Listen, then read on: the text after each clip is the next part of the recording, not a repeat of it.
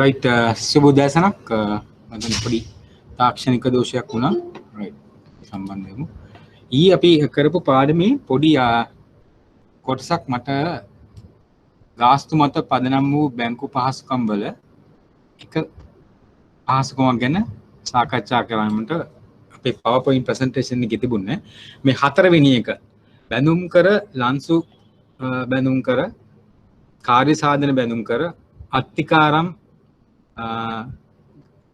රඳවා තැබීම් බැඳුම් කර කියන මේ බැඳුම් කර මේ බැඳුම් කර සියල්ලත් ගාස්තු මත ගාස්තු ආදායම් බැංකුවකට ලබා දෙන බැංකුවකින් පොලි ආදායම් නොවන ඒත් ගාස්තු ආදායම් ලබා දෙන බැංකු පහසුකම් විදියට අපිට සලකන්න පුළුවන්. හරි.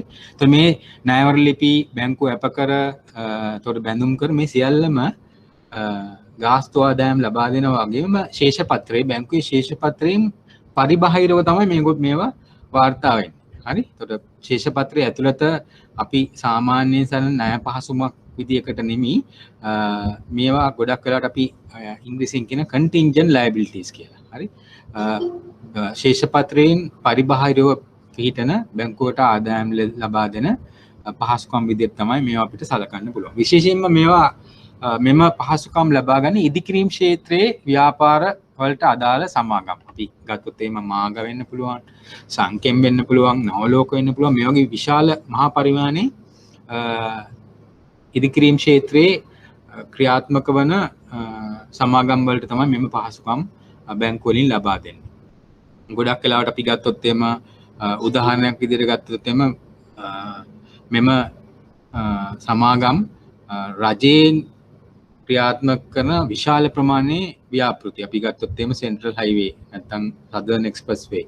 ඉතින් මේ වගේ මහා පරිමාණ ව්‍යාපාර නැත්නම් ව්‍යාපෘති ක්‍රියාත්මක කිරීම සඳහා මේ ඉදිකිරීමේ ක්ෂේත්‍රයේ ඉන්න ලංකාවේ ඉන්න වගේම වෙනත් රටවල සමාගම් වලටත් ඒ කාර්යභාරය බාර දෙනවා. එතකොට මෙවැනි ගිවිසුමක් නැත්නම් එකඟතාවයක් ලබා ගැනීමට ප්‍රථම මේ ලන්සු බැඳුම් කරේ කියලා කියන්නේ අපි ඒ එක ව්‍යාපෘතිය ලබා ගැනීමට ප්‍රථමයෙන් ඒවායේ මිල ගණන් කැඳවීමට අපි ටෙන්ඩර් ප්‍රතිපාදයක් කැඳවනවා.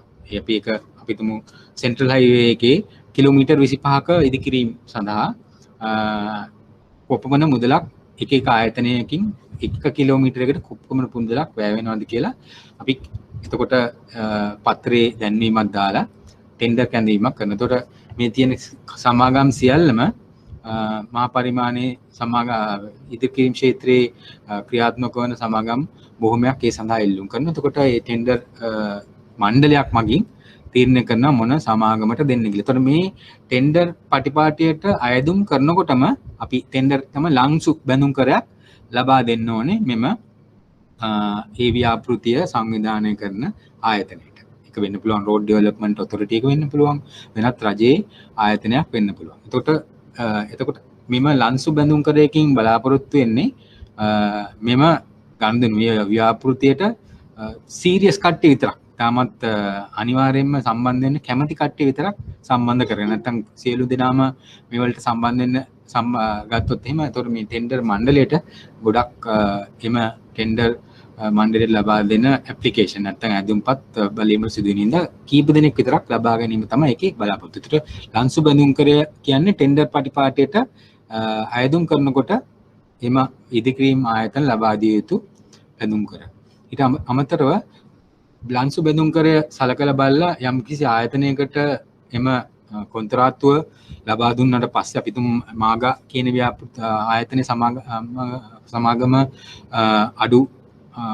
අඩුම ගණන ලබා දීලා තියෙනවා. ඒගොල්ලන්ගේ වෙළඳපොළ තුළ ඉතාමත් ඉදිකිරීම් ක්ෂේත්‍රයේ දවන්තයෙක් විතර සලකන නිසා එම ආයතන ලබා දුන්න කියලා හිතමුකෝ. එතකොට ඒගොල්ලෝ එම ව්‍යාපෘති සඳහා කාර්ය සාධන බැඳුම් කරයක් ලබා දෙන්න. කාර්ය සාධන බැඳුම් කරයක් කියලා කියන අපි ඉංග්‍රීසියෙන් කියන performance bond එකක් කියලා. අර ලන්සු බැඳුම් කරේට අපි කියනවා ඒ වගේම bid bonds කියලා. ඉතින් මේ වගේ එතකොට performance bond එකකින් අපි බලාපොරොත්තු වෙන්නේ මෙම ව්‍යාපෘති දැන් ඒගොල්ලන් තෝරගෙන තියෙනවා. මුලින් ඉඳන් අගටම ඒගොල්ලෝ මේ ඒ කිලෝමීටර් 10 ක්‍රියාත්මක වෙලා ඒක සම්පූර්ණයෙන්ම ක්‍රියාත්මක වීම සාක්ෂාත් කර ගැනීම සඳහා තමයි මෙම බැඳුම් කරේ අපි ලබා ගන්න.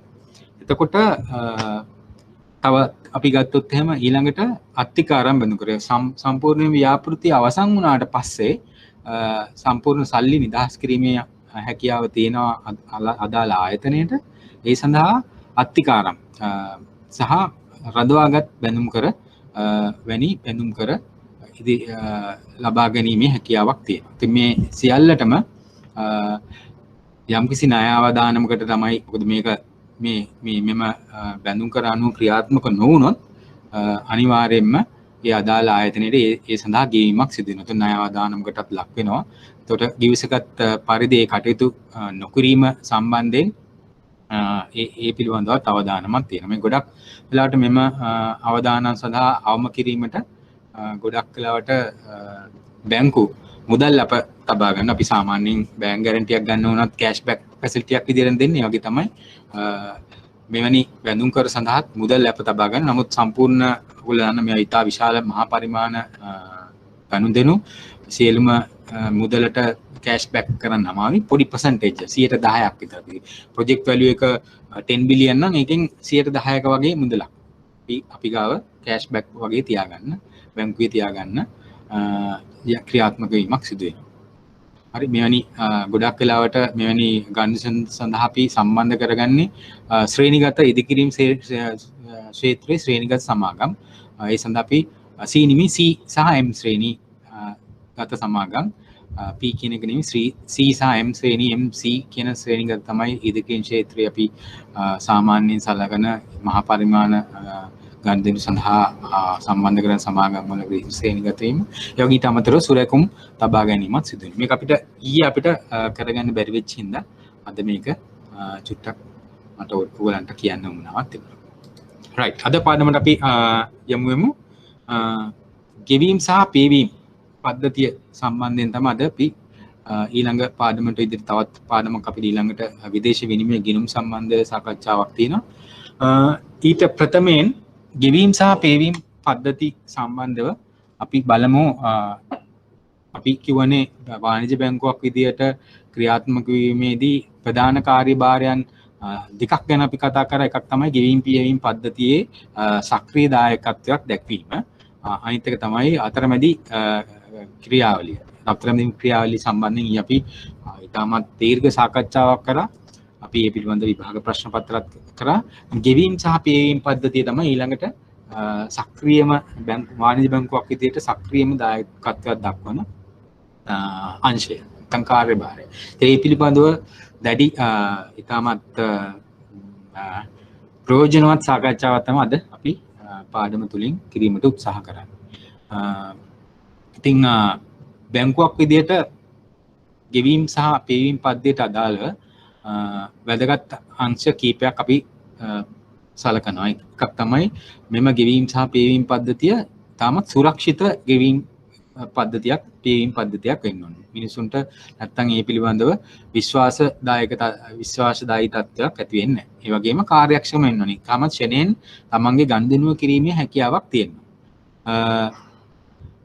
මෙම ගෙවීම් සහ පේවීම් ගොඩක් වෙලාවට සිදු වෙන්නේ යම් පුද්ගලයෙකුගේ හෝ ආයතනයක ගිණුමක් කරා. අපිට මේ අපි ගත්තොත් එහෙම ඩෙබිට් කාඩ් එකක් කරා ඩෙබිට් කාඩ් එකකින් ගනුදෙනුවක් කරන නම් Tamanට ගිණුමක් තියෙන්න ඕනේ බැංකුව තුල. ඒ වගේම ආයතනයකටත් එහෙමයි. අපි ඉන්ටර්නෙට් බැංකින් ෆැසිලිටිස් ලබා දෙන්න නම් නැත්නම් අන්තර්ජාල පහසුකම් ලබා දෙන්න නම් යම් ගෙවීම් පේවීම් සම්බන්ධයෙන් ඒ අදාළ බැංකුවත් එක්ක ගිණුමක් තබා ගැනීමේ අවශ්‍යතාවයක් තියෙනවා. ඉතින් ඉතින් හතරවෙනි කාලයේ මූල්‍ය යටිතල පහසුකම් යටතේ ප්‍රමාණයෙන් කුඩා සහ විශාල ගනුදෙනු සඳහා පහසුකම් සලසා දීමට හැකියාවක් තියෙනවා. තාමත් කුඩා ගනුදෙනු වෙන අපි හිතමු සාමාන්‍යයෙන් ගිණුමකින්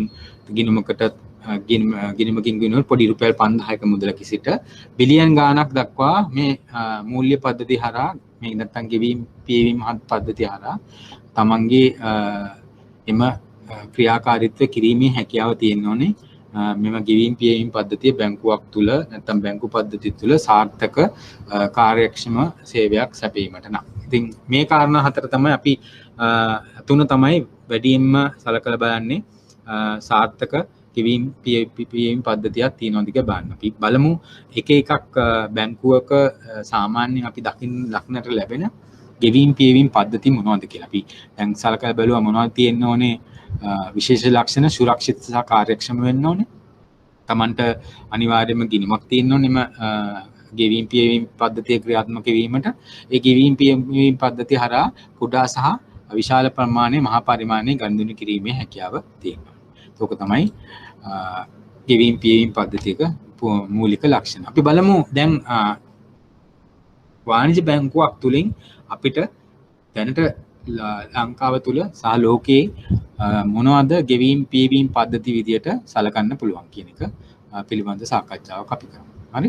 එතකොට චෙක්පත් පිළිඹුබිමුගත හා ලෝපිත පද්ධතිය ලංකා ක්‍රියා ආයතනය මහා බැංකුවට සම්බන්ධ ලංකා ක්‍රියා ආයතනය තමයි මෙය ක්‍රියාත්මක කරන්නේ.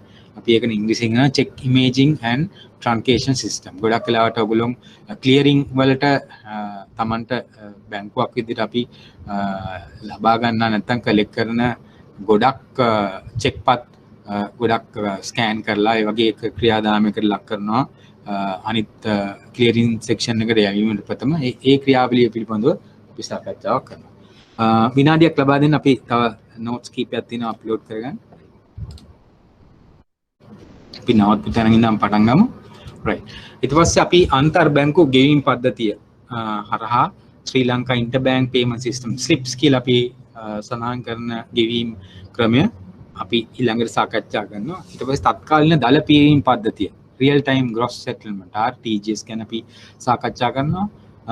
ඊට පස්සේ common card and payment switch අපි ඒ පිළිබඳව පොදු කාඩ් පත් හා ගෙවීම් ස්විච් ඊට පස්සේ පොදු විද්‍යුත් අරමුදල් පැවරුම් switch common electric fund transfer මෙතන බහුලව භාවිතා කරනවා SEFs කියලා අපි කියනවා.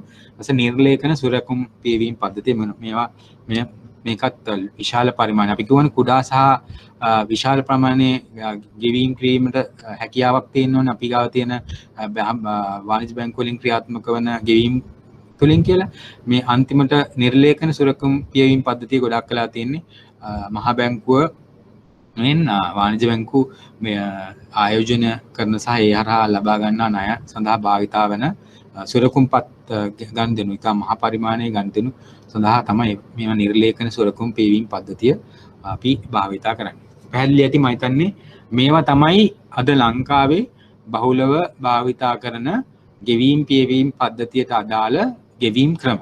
හරි ගෙවීම් සහ පියවීම් ක්‍රම තමයි අද අපි සාකච්ඡාවට ගන්න ගෙවීම් පියවීම් ක්‍රම තමයි මේ තියෙන්නේ. අපි මේ පිළිබඳව කෙටියෙන් සාකච්ඡා කරමු මොනවද කොහොමද මේකේ මොනවද තියෙන විශේෂිත ලක්ෂණ ගනුදෙනු කරුට සහ බැංකුවල තියෙන මේවායේ බලපෑම් සහ වාසි මොනවද කියලා අපි සාකච්ඡා කරමු.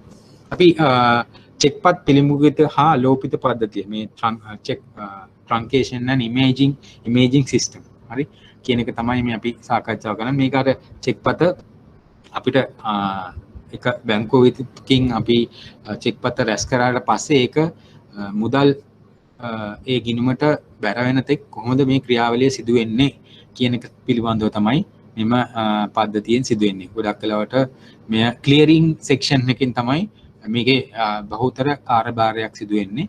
ඒ වගේම අපි කවුන්ටර්ස් වල චෙක් කලෙක්ට් කරන කට්ටිය ඒ ශාඛාවේ සිට ඒ ක්ලියරින් අංශයට අදාළ මේකේ ඉමේජ් එක යැවීමේ ඒ තමන් රැස් කරන චෙක් වල ඉමේජ් යැවීමේ ඒ වගකීම දරනවා. අපි මේක ප්‍රධාන වශයෙන් මෙම ක්‍රමවේදය කලාප හතර නැත්නම් කොටස් හතරකට අපිට බෙදන්න පුළුවන්. පළවෙනි එක තමයි විගම්ම්‍ය ක්‍රමයේදී රැස් කරන බැංකුව ඒ අපි ශාඛාව තුළ සිදුවෙන ක්‍රියාවලිය තමයි මෙහිදී දැක්වෙන්නේ. රැස් කරන බැංකුව චෙක්පත් පිළිඹු හා චෙක්පත් වල සංකේත තීරුවේ තත්ත්ව නිෂ්කාශනාගාරයට විද්‍යුත් මගින් ඉදිරිපත් කිරීම. මම ඊයේ අපි චෙක්පත් ගැන කතා කරනකොට අර චෙක්පතේ යට තියෙනවනේ දත්ත සීරීස් එකක් ඉලක්කම් ටිකක් නම්බර් සීරීස් එකක්.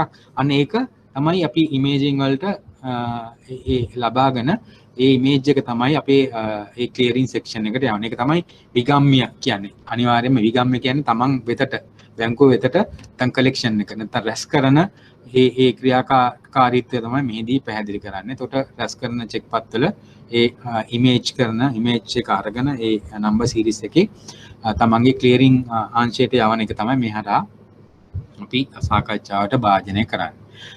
ඊට පස්සේ ආගම්‍ය මම හිතන්නේ මේක කොහොමද ක්‍රියාත්මක වෙන්නේ කියලා ඔයගොල්ලෝ ඉමේජ් කරන අතර මේකේ ඇත්ත ක්‍රියාකාරීත්වය පිළිබඳව ප්‍රායෝගික තත්ත්වය දැන ගැනීම මම හිතන්නේ ඔයගොල්ලන්ට ඒක වැදගත් වෙයි කියලා.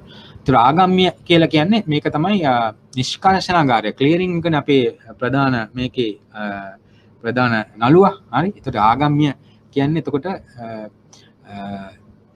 ඒ ක්ලියරින් සෙක්ෂන් එකට ආගමනය වෙන කියන එක විදිහට අපිට මතක තියාගන්න පුළුවන්. නිෂ්කාශනාගාරය විසින් අන ලද බැංකු වලට රැස් කරගත් චෙක්පත් පිළිබිඹුව හා දත්ත විද්‍යුත් මගින් ලබා දීම. එතකොට අපි චෙක්පතක අන ලදු එයා තමයි පේයි ගෙවන බැංකුව නේද? එතකොට ඒ ගෙවන බැංකුවට ඒ තමන් එක බැංකුවෙන් ලබාගත් ඒ පිළිබිඹුව නැත්නම් ඒකේ මිර ඉමේජ් එක විද්‍යුත් මගින් ඒ තොරතුරු ටික යැවීම තමයි අපි ආගම්‍ය කියන අංශයේදී සාකච්ඡා කරන්නේ. එතකොට විගම්‍ය ගරු කියන එක අපි විගම්‍ය මේ දෙකම අගරු වෙන්න ඕනේ. හරි. අගරු චෙක්පත් පිළිබඳ තොරතුරු විද්‍යුත් මගින් නැවතත් ඒ අනද බැංකු වලට දැන්වීම තමයි ඊළඟ කාරණේ විදිහට අප තියෙන්නේ.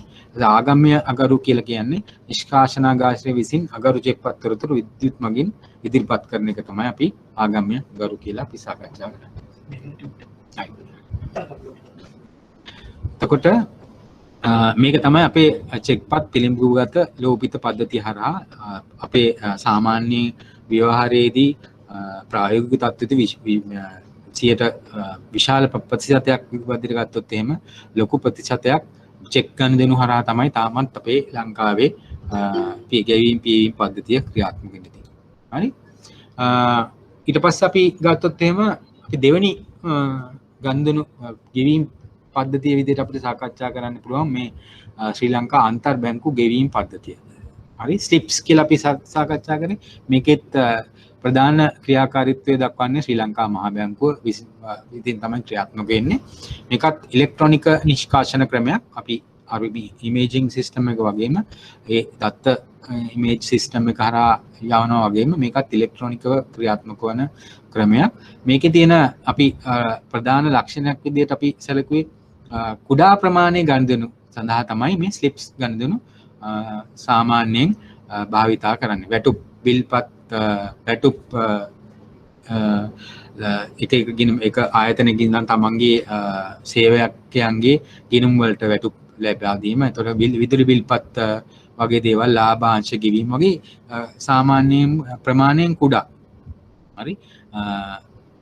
ගනුදෙනු සඳහා තමයි ස්ලිප්ස් අපි භාවිතා කරන්නේ. එතකොට අපි ගත්තොත් එහෙනම් මේ කරා කරන්න පුළුවන් උපරිම ගනුදෙනුව රුපියල් මිලියන 5යි. එතකොට මේකේ ක්‍රම දෙකක් තියෙනවා. T1 T1 ඒ දවසේම Tamanගේ ගිණුම බැර වෙන අවස්ථා කරගන්න ඕන නම් මෙම ගනුදෙනුව සාමාන්‍යයෙන් දහවල් 1:30ට පෙර මේ ගනුදෙනු සිදු කරොත් එදාම අපිට අපේ ගිණුමට වැදිනවා. නමුත් 1:30න් පස්සේ කරොත් මම හිතන්නේ තව ඊළඟ දවස් තමයි වැඩ කරන දවස් තමයි මෙය Tamanගේ ගිණුමට බැර වෙන්නේ. right. හරි, ගැටලු තියෙනවද බලමු.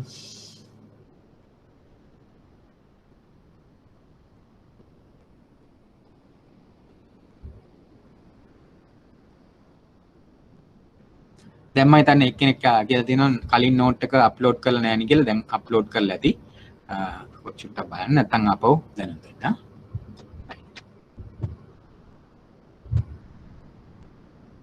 right. එතකොට අපි ගෙවීම් පියවීම් පද්ධතියේ කාරණා දෙකක් අපි පද්ධති දෙකක් පිළිබඳව සාකච්ඡා කරා. චෙක්පත් ගැන සාකච්ඡා කරා. ස්ලිප්ස් ගැන අපි සාකච්ඡා කරා. අපි දැනුම් තුන්වෙනි ගෙවීම් පද්ධතිය තත්කාලීන දල පියවීම් පද්ධතිය. අපි RTGS කියන එක තමයි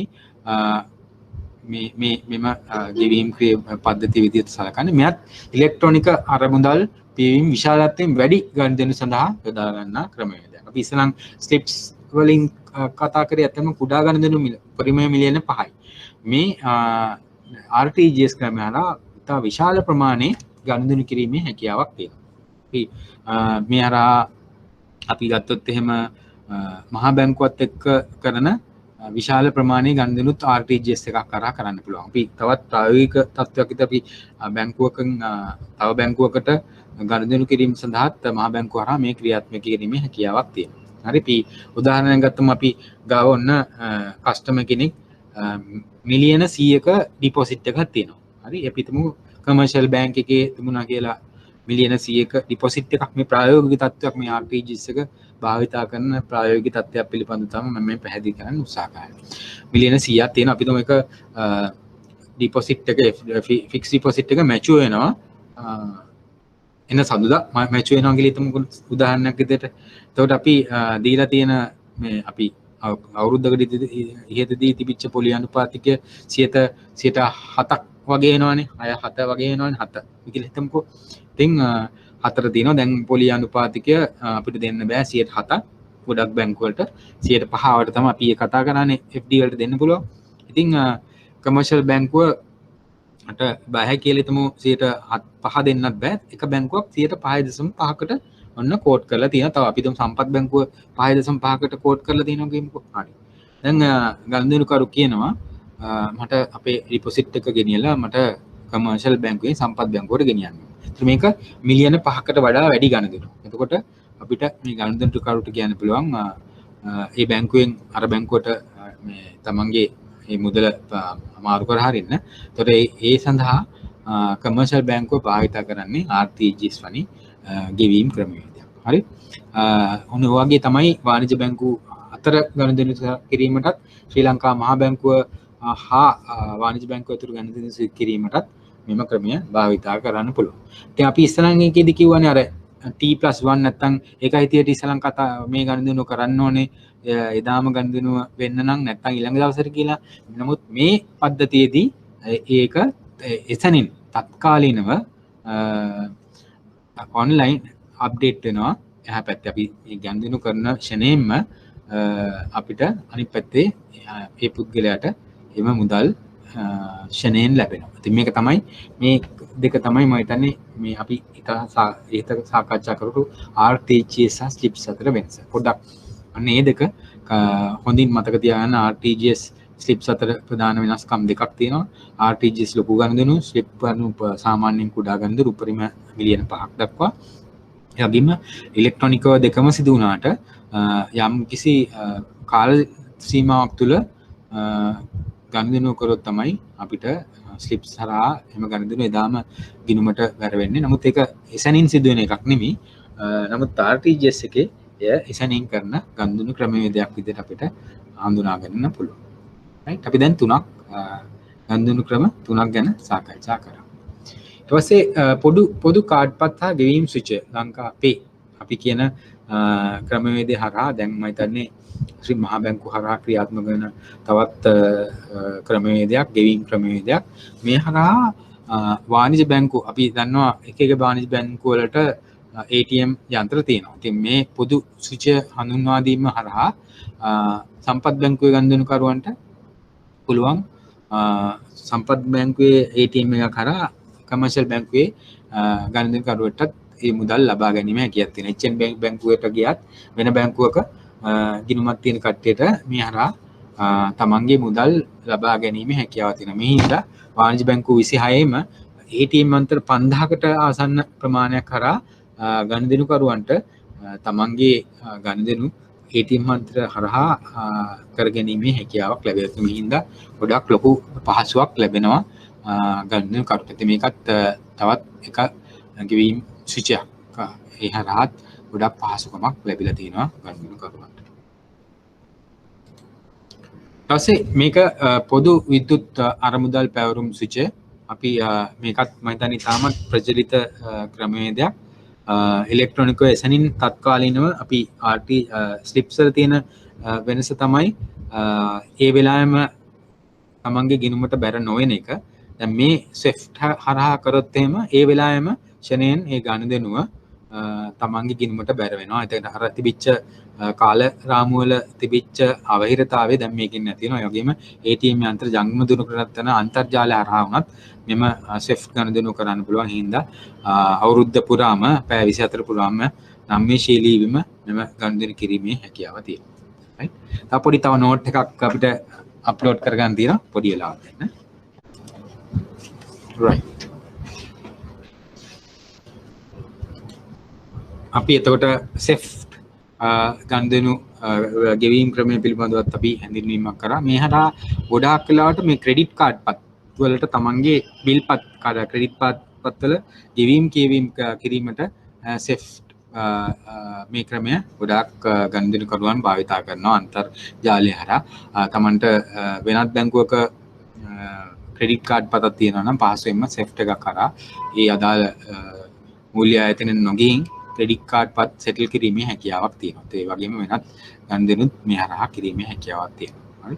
මේ වගේ තත්ත්වයන් යටතේ පේනවනේ අපි චෙක් ගනුදෙනු ඉඳන් දැන් පොදු විද්‍යුත් අරමුදු වලට දක්වා යන ගමනේදී ගොඩාක් මේ ගනුදෙනු කිරීමේ පහසුව සහ කාර්යක්ෂමතාවය අපි ගෙවීම් පද්ධතියේ තියෙනවනේ කොහොනේ කාර්යක්ෂමතාවය, ඒතර සුරක්ෂිතභාවය මේ කාරණා ටික ඔක්කොම මෙම ගනුදෙනු ක්‍රමවේදයන් හරහා මනාව සකස් වෙලා තියෙනවා. ඒ හින්දා ගනුදෙනුකරුවන් එදාට වඩා අද ගොඩාක් මේ ඉලෙක්ට්‍රොනික ක්‍රමවේදය හරහා ගනුදෙනු කිරීමට පෙළඹිලා ඉන්නවා. අපි ගොඩක් රටවල තත්ත්වය ගත්තත් මේ ඉලෙක්ට්‍රොනික ගනුදෙනු මේ කොවිඩ් එකත් එක්ක කොවිඩ් එකට පෙර සහ පසු ගත්තම පසු කාලේ ගොඩාක් ගනුදෙනු ඉලෙක්ට්‍රොනිකව කිරීමට ගොඩක් ගනුදෙනුකරුවන් පෙළඹිලා තියෙනවා. මේකත් හොඳ ප්‍රවණතාවයක් විදිහට සලකන්න පුළුවන්.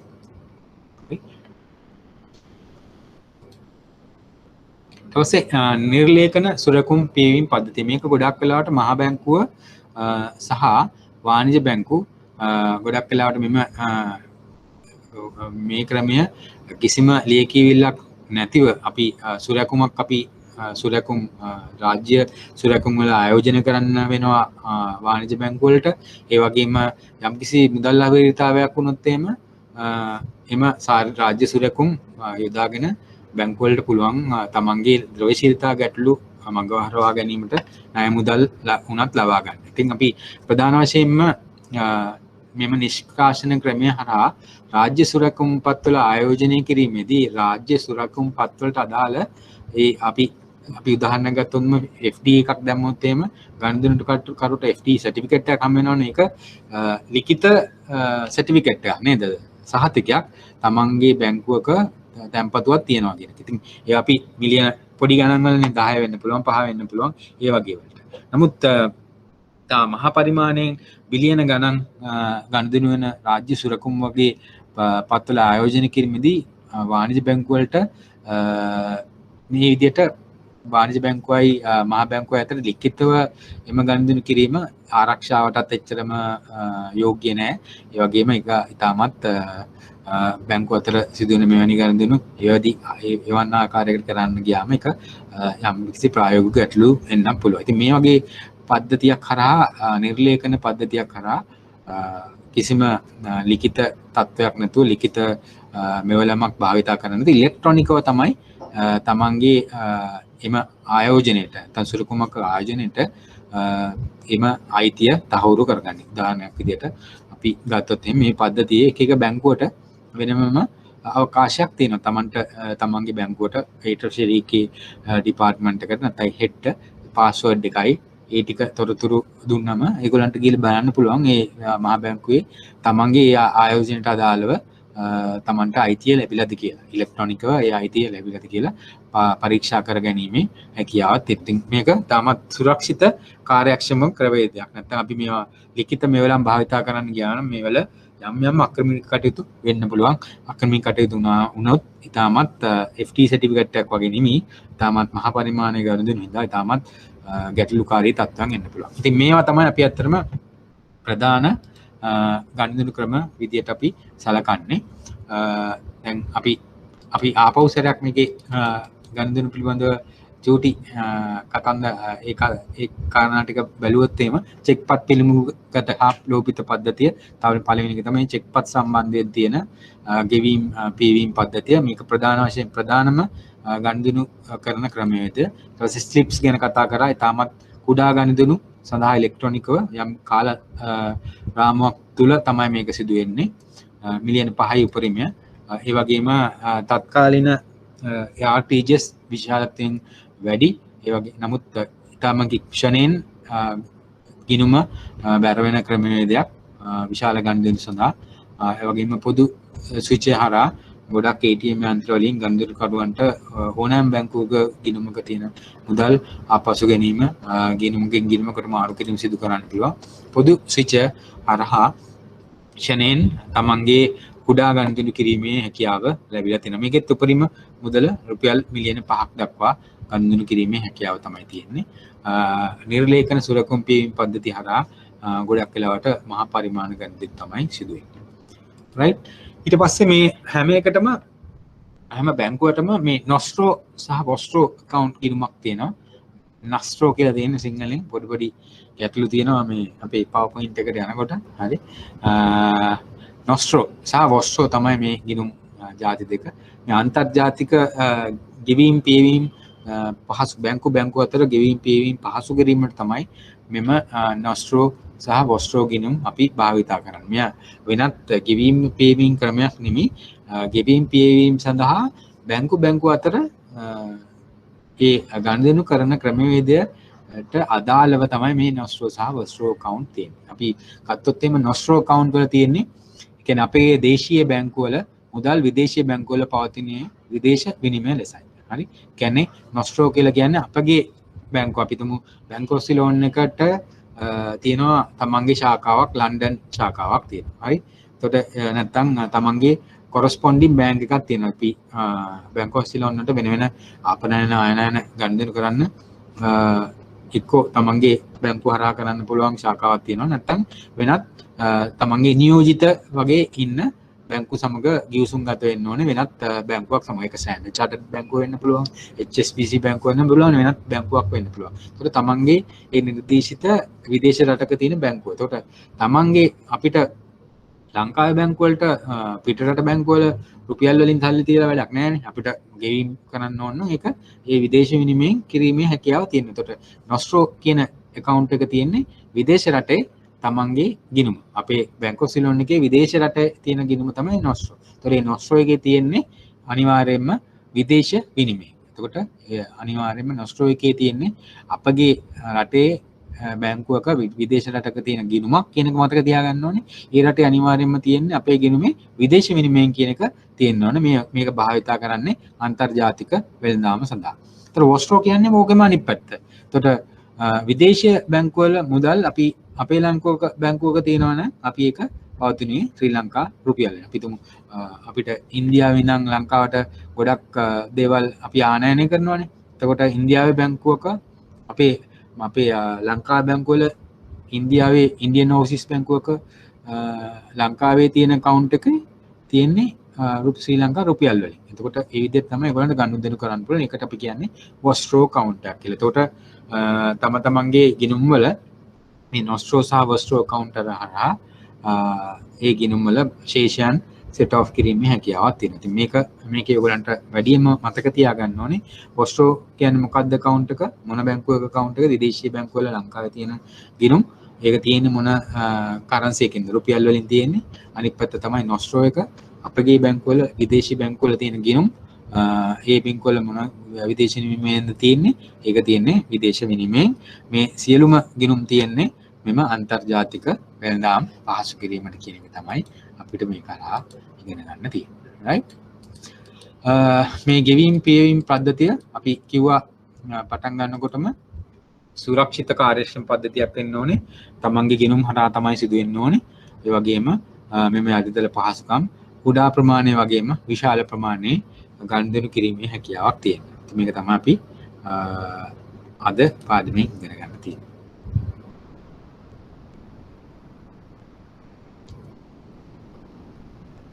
එක්සෑම් කවද තියෙන්නේ කියලා ප්‍රශ්නයක් අහලා තියෙනවා. right exam තියෙන්නේ ජූනි මාසේ කියන එක තමයි අපිට දැනගන්න තියෙන්නේ. හරි. ගොඩක් වෙලාවට අපි සිලබස් එක කවර් කරන වෙන සුමානේ මගේ පාඩම් මාලාවත් අපි කඩිනම් කරලා ඊයේ අපි පාඩම් දෙකක් කරා අදත් එකක් කරා. අපි ඒතර වාණිජ්‍ය බැංකුවේ කරන්නේ ප්‍රායෝගික තත්ත්වයන් තමයි මම කරේ. ඔයගොල්ලෝ අහපු ඉන්න විභාග ගැන සාමාන්‍යයෙන් අපි කෙටි ප්‍රශ්න 10ක් තියෙනවා. කෙටි ප්‍රශ්න 10යි ඒ වගේම ඔයගොල්ලෝ රචනා ප්‍රශ්න 4කට උත්තර ලියන්න ඕනේ. ඒතර කෙටි ප්‍රශ්න 10න් කෙටි ප්‍රශ්න 5ක් විතර මම උගන්වන ප්‍රදේශයෙන් තමයි එන්නේ. හරි. ඒ වගේම තව අපි රචනා ප්‍රශ්න තව තියෙනවනේ එතකොට 6ක්. ඒකෙන් 6න් 3ක් විතර මම ගන්නපු ඒරියා එකකින් එන්නේ. ඉතුරු 4 ගොඩක් වෙලාවට ලලිත් ගන්නපු අංශයෙන් තමයි එන්නේ. එතකොට මේ දෙකම ඔයගලන්ට යම්කිසි ආකාරයක නිපුණතාවයක් තියෙනවා. නමුත් මම කරපු 4 මම හිතන්නේ මගේ පාඩමෙන් ප්‍රායෝගික ගැටලු ප්‍රශ්න තියෙන්නේ ගොඩක් වෙලාවට අපි අර තරම් ගැඹුරට යන්නේ නැති හින්දා ඔයගොල්ලෝ මං උගන්වන ඒරියා එක ගොඩාක් ලේසියෙන් ඉක්මනින් මතක තියාගන්න පුළුවන්. ඒක හොඳටම ටාගට් කරන්න ඒකෙන් එන ප්‍රශ්න වලට උත්තර ලියන්න. මොකද ලකුණු ලබා ගැනීමේ හැකියාවත් වැඩි. හරි. ඒ හින්දා අපි මේ සරලව තිබුණාට ප්‍රායෝගික තත්ත්වෙ හින්දා ඔයගලන්ට තේරෙන්නේ මොකද ඒක පාඩම් කරන්න ඕනේ ඔයගොල්ලෝ හොඳ උත්තරයක් ලියන්න නම්. අපි දැන් බලමු තව මොහොතකින් විභාග ප්‍රශ්නයකට අපව උත්තර ලියන්න පුළුවන්ද කියලා. එතකොට අපිට බලන්න පුළුවන් ඔයගොල්ලෝ කොහොමද මේකට මොනවද දෙන්නේ කියලා. right right මෙන්න මම අද මේ ඔයගලන්ට දෙන ප්‍රශ්නයක් මම විනාඩි 5ක් විතර ඔයගලන්ට දෙන්නම්. මේ ප්‍රශ්නෙට ඔයගලන්ගෙම උත්තරයක් දැන් අද මේ කරපු කොටසින්ම තමයි මේ ප්‍රශ්නේ තියෙන්නේ. බලන්න ඔයගලන්ට මේ ගෙවීම් පියවීම් ක්‍රමය හොඳට කොළුවට වැදුනද කියලා බලන්න පුළුවන්. මේ ප්‍රශ්නෙට ඔයගලන්ට උත්තර ටිකක් ලබා ගන්න පුළුවන්. දැන් 11:20යි අපිට සෑහෙන කොටසක් ආවරණය කරන්න තියෙන ඉඳ අපි විනාඩි 5ක් විතර අරගෙන ඉක්මනින් කියවලා තමන්ගේ උත්තරයක් මේකට ගොඩනගන්නකො. පොඩි කෙටියෙන් වාක්‍යයකින් දෙකකින් උත්තරයක් දෙන්න හැම කොටසටම. මොකද මේ හැම කොටසෙම ලකුණු 5ක් තියෙනවා. ඒකට තමන් හරි උත්තරේ වගේම ඒ උත්තරයට ලකුණු 5කට හරියන්න යම් කාරණු කීපයක් සඳහන් කරන්නත් ඕනේ. නමුත් සමහර ඒවාට ඍජු උත්තර තියෙනවා. හරි. බලන්නකො ඔයගලන්ට උත්තර ලියන්න පුළුවන්ද කියලා. ටක් ගාලා විනාඩි 5ක් දෙනවා ඔයගලන්ට උත්තර ලියන්න. අපිට සාකච්ඡා කරන්න පුළුවන්. අපි බලමු එනම් බැංකු විසින් මහ ජනතාවගේ අවශ්‍යතාවලට ගැළපෙන පරිදි මූල්‍ය සේවාවන් විශාල ප්‍රමාණයක් සපයනු ලබයි. පහත දක්වන එක් ගනුදෙනුකරුවන්ගේ අවශ්‍යතා සඳහා බැංකු විසින් සාමාන්‍යයෙන් ලබා දෙනු ලබන ඕනෑම විශේෂිත මූල්‍ය සේවාවක් කෙටියෙන් විස්තර කරන්න. හරි. ව්‍යවහාර මුදල් බෙදා හැරීමකින් තොරව දිස්ත්‍රික්ක අධ්‍යාපන දෙපාර්තමේන්තුව විසින් ගුරුවරුන්ට වැටුප් ගෙවීම සඳහා අපි දැන් ඉගෙනගත්ත ක්‍රමවේදය හරහා දැන් විනාඩියක් දෙන්න තව ප්‍රශ්නයක්. කුඩා ගනුදෙනු සඳහා කුඩා ප්‍රමාණයෙන් කුඩා ගනුදෙනු ගෙවීම සඳහා මොකක්ද අපි භාවිතා කරන ක්‍රමවේදය විදිහට අපි සාකච්ඡා කරේ. කාට හරි කියන්න පුළුවන්ද?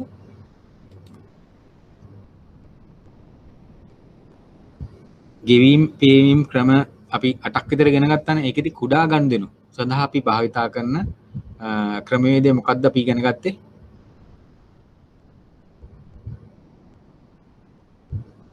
මොකක්ද ඔයගොල්ලෝ ලියලා තියෙන්නේ?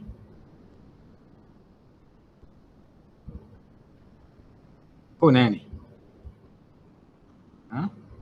ක්‍රමවේද අපි 8ක් ඉගෙන ගත්තාන් චෙක්පත් වලින් දැන් කාලේ වැටුප් ගෙවීම සිදු වෙන්නේ නෑනේ. මොන ක්‍රමයේ හරහාද අධ්‍යාපන දෙපාර්තමේන්තුවේ ගුරුවරුන්ට තමන්ගේ අපි තුමු බැංක් ඔෆ් සිලෝන් එකේ ගිණුමක් තියෙනවා කියලා. හරි. අධ්‍යාපන දෙපාර්තමේන්තුවේ රජයේ ආයතනයක් විදියට බැංක් ඔෆ් සිලෝන් එකේ තමයි අධ්‍යාපන දෙපාර්තමේන්තුවේ ගිණුම තියෙන්නේ. ඒකට අපිට පුළුවන් සියලුම ගුරුවරුන්ට බැංක් ඔෆ් සිලෝන් එකේ ගිණුම ආරම්භ කරන්න. එතකොට ඉස්සර වගේ සැලරි එක දෙන දවසට වෙනමම ටීචර් කෙනෙක් ඔය චෙක් ලියන කතන්දරේ දැන් නැහැ. ඉතින් අධ්‍යාපන දෙපාර්තමේන්තුවෙන් අර වැටුප් දිනේට කෙලින්ම ගෙවින් අපි කියපු එක ගෙවීම් ක්‍රමයක් හරහා එක ගිණුමකින් අනිත් ගිණුමකට ට්‍රාන්ස්ෆර් කිරීම තමයි තියෙන්නේ. අධ්‍යාපන දෙපාර්තමේන්තුවේ ගිණුමෙන් ඒ සියලුම ගිණුම් වලට අපි ගුරුවරු 100ක් ඉන්නවා කියමු. 100ම එකපාර කුඩා ගනුදෙනු විදියට අපිට ට්‍රාන්ස්ෆර් කිරීමේ හැකියාවක් තියෙනවා. මොකද්ද අපි ඒ ඉගෙනගත්ත ක්‍රමවේද 8න් මේ විදියට කුඩා ගනුදෙනු මාරු කරහින්න පුළුවන් යොදා ගන්න පුළුවන් ක්‍රමවේදය මොකක්ද? දැන් මම කරන ක්‍රමයක් කිව්වා. මොකද්ද ක්‍රමවේදය?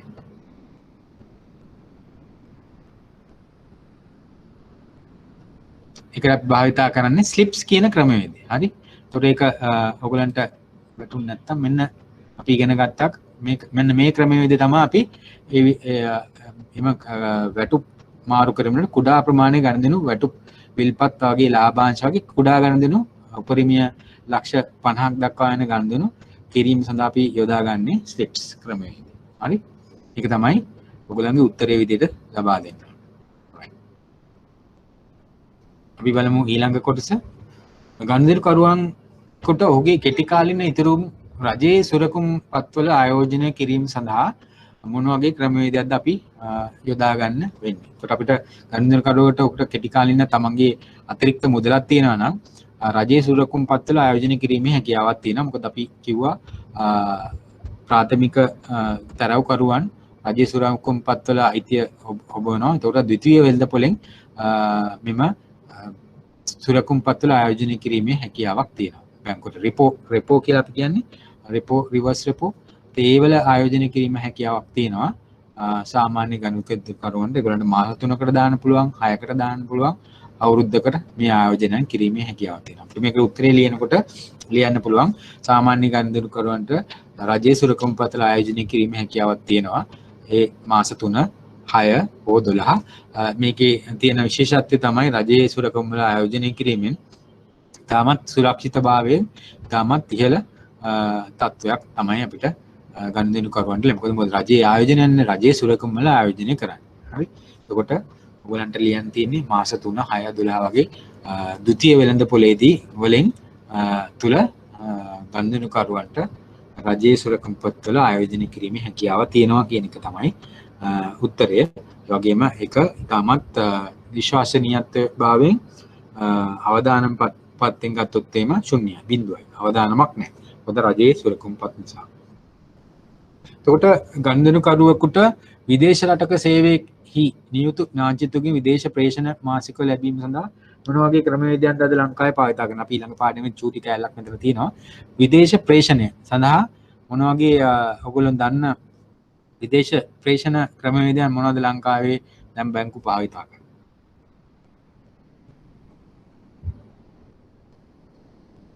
මොන වගේ විදේශ ප්‍රේෂණද? රෙමිටන්ස්, ෆොරින් රෙමිටන්සස් කොහමද පිටරට අපේ මැද පෙරදිග වැඩ කරන ජනතාව අපිට තමන්ගේ පවුල් වලට මෙහි ලංකාවේ ජීවත් වෙන කණ්ඩායම් වලට මොන වගේ ක්‍රමවේදයක් කරාද මුදල් එවන්න පුළුවන් වෙලා තියෙන්නේ? රෙමිටන්සස් එවන්න පුළුවන් වෙලා තියෙන්නේ.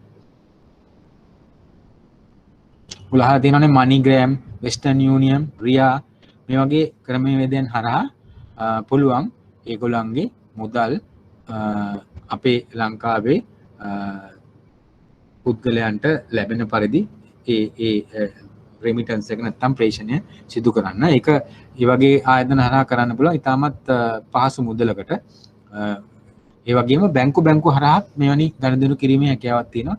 බැංකුවකින් බැංකුවකට පිටරට ඉඳන් ට්‍රාන්ස්ෆර් කරන්න ගියොත් පොඩ්ඩක් ෆී එක වැඩි. නමුත් වෙස්ටර්න් යූනියන් ඒ වගේ මනිග්‍රෑම් මේ වගේ ක්‍රමවේද හරහා කරන්න පුළුවන් නම් ඒක සාමාන්‍යයෙන් එවන පුද්ගලයාට පිරිවැය අඩුයි. ඉතින් ගොඩක් වෙලාවට ඒ හින්දා මෙවැනි ක්‍රම තමයි භාවිතා කරන්නේ. බැංකුවකින් බැංකුවකට මුදල් එීම ගිණුම් දෙකක් හරහා ඒ ක්‍රමවේදයක් තියෙන වයර් ට්‍රාන්ස්ෆර් කියලා අපි කියන්නේ. ඒ වයර් ට්‍රාන්ස්ෆර් හරහා කිරීමේ හැකියාව තිබුණට ඒක ටිකක් විතර වේදන් වැඩි හින්දා ගොඩක් වෙලාවට මේ ක්‍රමයේ භාවිතා කරන්නේ.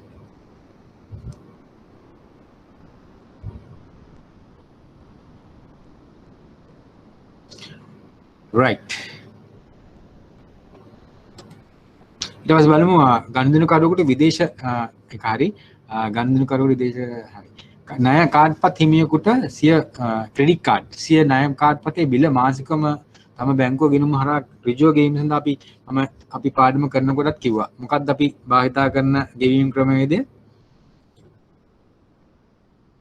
ක්‍රෙඩිට් කාඩ් ගෙවන්න නම් අපිට තියෙන මගේ ක්‍රෙඩිට් කාඩ් එක වෙනත් බැංකුවක ක්‍රෙඩිට් කාඩ් පතක් නම් මගේ ගිණුම තියෙන්නේ ගිණුමක් නෑ මගේ නමුත් වෙනත් බැංකුවක තියෙන්නේ ක්‍රෙඩිට් කාඩ් මත ගෙවන්න මොන වගේ ගෙවින් ක්‍රමයක්ද අපි ඉගෙන ගත්ත ගෙවින් ක්‍රම අටින් ඔයගලන්ට යොදා ගන්න පුළුවන් ගෙවීම් ක්‍රමය මොකක්ද?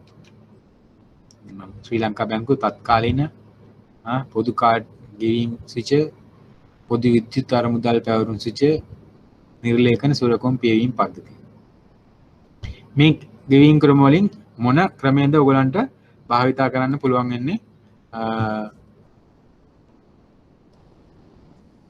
ක්‍රෙඩිට් කාඩ් පතක් ගෙවීම සඳහා එකේ බිලක් ගෙවීම සඳහා? මං උත්තරේ කියනකම් බලන් ඉන්න පාට තමයි පේන්නේ.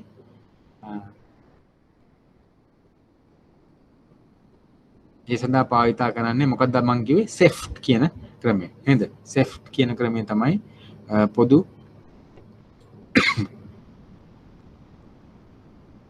පොදු විද්‍යුත් අරමුදල් පැවරුම් සුචිය හරහා තමයි අපි ක්‍රෙඩිට් කාඩ් පත්වලට අපේ බිලක් තියෙනවා නම් වෙනත් ගිණුමක ගෙවීමේ හැකියාව තියෙන්නේ මේ ක්‍රමවේදය හරහා. ගොඩක් වෙලාවට ප්‍රශ්න විභාග ප්‍රශ්න මේ වගේ එනවා මේ ඒරියා එකෙන් ගෙවීම් පීම් පද්ධතිය සාමාන්‍යයෙන් අපේ එක්සැමිනර්ගේ පොපියුලර් ඒරියා එකක් ප්‍රශ්න අහන. හරි.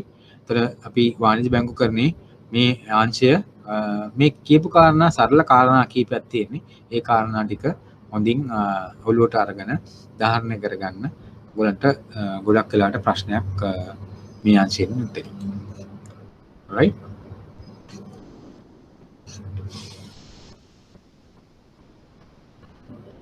right. අපි ඊළඟට අද දිනය තුල කරන දෙවන පාඩමට අපි යොමු වෙමු.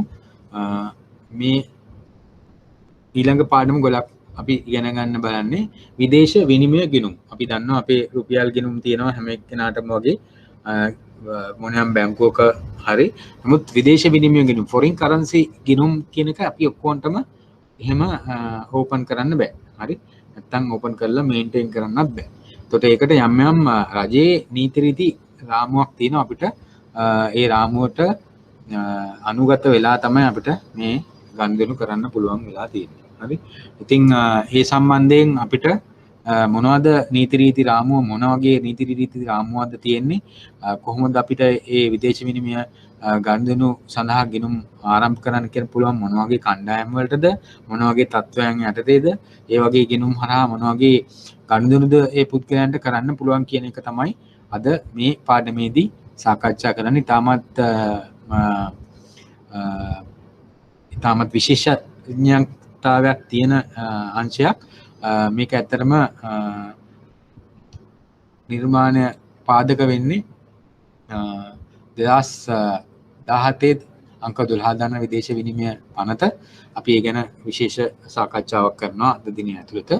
අපි ඒකට ප්‍රථමයෙන් අපි බලමු මේ විදේශ විනිමය වෙළඳපොළ නැත්නම් විදේශ විනිමය ගනුදෙනු විදේශ විනිමය අනුපාතයන් විදේශ විනිමය අනුපාතයන්ට බලපාන සාධක මොනවද කියන විදේශ විනිමයට අදාළ අනිකුත් කරුණු කීපයක් සම්බන්ධයෙන් සාකච්ඡාව අපි කරගෙන යමු. එතකොට අපිට ඔයගලන්ට මේ විදේශ විනිමය ගිණුම් වලට වඩා එහායින් ගිය කරුණු කාරණා පිළිබඳවත් වරින් වර විභාගවලදී ප්‍රශ්න අහලා තියෙනවා. එතකොට ඒ වලටත් ඔයගලන්ට උත්තර දෙන්න හැකියාවක් තියෙනවා. right?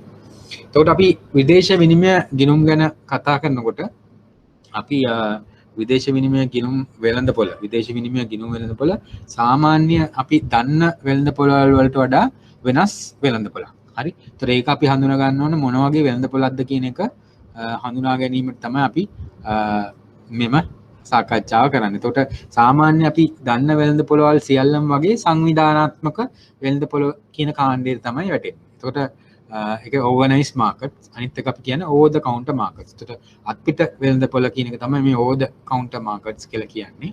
එතකොට සංවිධානකමක වෙළඳපොළ ඔයගොල්ලෝ අපි දන්න එදිනෙදා ඉරිදට යන නැත්නම් බදාදට යන වෙළඳපොළ අපි අපේ එළවලු ටිකක් නැත්නම් ග්‍රොසරි අයිටම් ටිකක් ගන්න ටවුන් එකේ තියෙන වෙළඳපොළ සංවිධානාත්මක වෙළඳපොළක් ගණයටත් ගන්න පුළුවන්. ඒකේ ඉඳන් කොළඹ කොටස් වෙළඳපොළ දක්වාම සංවිධානාත්මක වෙළඳපොළ විදිහට තමයි අපි සාකච්ඡා කරන්න පුළුවන්. අත්පිට මුද වෙළඳපොළවල් ඊට වඩා වෙනස් ආකාරයකට තමයි හැසිරෙන්නේ. අපි බලමු මේ කාරණා දෙකේ තියෙන වෙනස්කම් මොනවද කියලා. අපි මං කියවනේ අපි සාමාන්‍ය යන වෙළඳපොළ මාකට් එකත් සංවිධානාත්මක වෙළඳපොළක් කියලා. ඒතර මේ සංවිධානාත්මක වෙළඳපොළ හැම එකක්ම භෞතික ස්ථානයක තියෙනවා. අපි දන්නවනේ අද වෙළඳපොළ තියෙන්නේ ටවුන් එකේ මෙතන තියෙන්නේ කියලා අපි දන්නවා. ඒතර ඒක සංවිධානාත්මක වෙළඳපොළක් කියලා කියන්නේ අපි ඒකයි. ඒතකොට කොළඹ කොටස් වෙළඳපොළ තියෙන්නේ ඒකට නිශ්චිත ඇඩ්‍රස් එකක් තියෙනවා. නිශ්චිත ගොඩනැගිල්ලක තියෙන්නේ. ඒකත් භෞතිකව අපිට බලන්න පුළුවන්. නමුත් අත්පිට වෙළඳපොළ අපි නැත්තම් මේ විදේශ විනිමය ගනුදෙනු වෙන වෙළඳපොළ එහෙම අපිට එක්තරා ස්ථානයක නිශ්චිත ස්ථානයක භෞතිකව තියෙන තැනක් නෙමෙයි. හරි අපි ඒක කොහොමද තියෙන්නේ කියලා ඊළඟ කාරණේදී බලමු.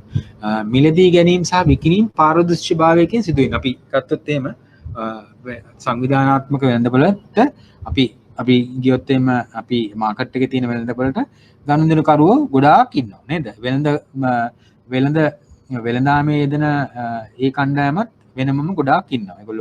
ඒගොල්ලන්ගේ මිරිස් ගොඩට මිරිස් 100ක් රුපියල් 50යි හරි නැත්නම් වම්බොටු 500ක් රුපියල් 50යි හරි නැත්නම් ඒ අදාළ නැත්නම් මිරිස් නැත්නම් වෙන්න පුළුවන් මාළු වෙන්න පුළුවන් ඒවල මිල දර්ශනයක් ඇතිව ඒ වගේ මිල අපි දන්නවා. එතකොට මොන මිලටද විකුණන්නේ කියලා අපි දන්නවා. විකුණුම් කරුත් කවුද කියලා දන්නවා. ගැනුම් කරුත් කවුද කියලා දන්නවා. ඒ දෙක දෙන්න එකතු වෙලා පාරදර්ශීභාවයෙන් යුතුව තමයි මේ වගේ ගනුදෙනුවක් සිදු වෙන්නේ. ඕකම අපි ඔයගොල්ලෝ දන්නවා කොටස් වෙළඳපොළට සමාන කට්ටිය ගිහිල්ලාත් ඒ සමාන නැතුව වෙන්න පුළුවන්. නමුත් අපි ටීවී එකේ දැකලා තියෙනවනේ කොටස් වෙළඳපොළ ක්‍රියාත්මක කරන ආකාරය පිළිබඳ නේද? එතකොට එතනදිත් අපිට ලිස්ට් එකේ වැටෙනවා ඉලෙක්ට්‍රොනිකව කාගේද කවුද ගනුදෙනුකරු කවුද මේක පර්චේස් කරන්න බය කවුද සෙලර් කියලා වැටෙනවා. ඒකේ ගන්න කීයටද විකුණන්නේ කියලාත් කීයද කියලාත් වැටෙනවා. හරි. එතකොට ඒ වගේ පාරදර්ශීභාවයකින් යුතු වෙළඳපොළවල් තමයි සංවිධානාත්මක වෙළඳපොළක් විදිහට අපිට සලකන්නේ. හරි. ඉතින් මේ කරුණ තමයි විශේෂයෙන්ම වැදගත් වෙන්නේ. එතකොට අත්පිට වෙළඳපොළේදී මේක වෙන්නේ ගනුදෙනු අතරමැදි ජාලාවක් කරා තමයි වෙන්නේ. මේක ගොඩක් වෙලාවට ඔයගොල්ලෝ අන්තර්ජාලය හරහා තමයි ඒ කියන්නේ තොරතුරු තාක්ෂණ ක්‍රමවේදයන් හරහා තමයි මේ වගේ ගනුදෙනු ගොඩක් වෙලාවට වෙන්නේ. එතකොට ඒ වගේ කවුද ගනුදෙනුකරු කියලා අනිත් පැත්තේ විකුණුම්කරු දන්නේ නැහැ. ඒගොල්ලොන් ඩීල් එකක් දානවා. වැඩි ට්‍රාන්සැක්ෂන් එක ක්ලෝස් කරනවා. ඒ වගේ ගනුදෙනු තමයි ඒ වගේ පාරදර්ශීභාවයක් නැහැ. බය ඇන්ඩ් සෙලර් හමුවීමක් නැහැ. කීයටද ගන්න කාටද ගන්න කීයටද විකුණුවේ කියලා තොරතුරු නැහැ. ඉතින් මේ වගේ වෙළඳපොළවල් තමයි විදේශ විනිමය වෙළඳපොළ. ෆොරින් එක්ස්චේන්ජ් මාකට් එක නැත්නම් බොරතෙල් වෙළඳපොළත් ඒ වගේම අත්පිට වෙළඳපොළක් විදිහට තමයි අපිට සලකන්න වෙන්නේ. එතකොට මේකෙන් අපිට අන්තිමට තේරුම් ගන්න වෙන කාරණේ තමයි ඔයගොල්ලෝ දැනගන්න ඕන කාරණේ තමයි අත්පිට විදේශ විනිමය වෙළඳපොළ කියන්නේ අත්පිට වෙළඳපොළට යටතේ තමයි අපි සාකච්ඡා වෙන්නේ. ඒක සාමාන්‍ය වෙළඳපොලින් වෙනස්. එතකොට එහෙමනම් වෙනස් නම් මොන කරුණුද අනුවද ඒගොල්ලෝ වෙනස් වෙන්නේ. භෞතික ස්ථානයක නැහැ. ඒගොල්ලන්ගේ මිලදී ගැනීම වලදී මිල කීයද කියලා සඳහන් වෙන්නේ නැහැ. ගනුදෙනුකරු සහ විකුණුම්කරු හමුවීමක් සිදු වෙන්නේ නැහැ. ඔන්න ඔය වගේ කරුණු ටිකක් ඔයගොල්ලෝ මතක තියාගන්න ඕනේ. right? තේරුණාද සංවිධානාත්මක වෙළඳපොළ සහ අත්පිට වෙළඳපොළ අතර වෙනස්කම් මම හිතනවා ඔයගලන්ට තේරුණා කියලා. තේරුණ නැත්නම් ඔයගලන් ටෙක්ස්ට් එකේ දාන්න පුළුවන්. right.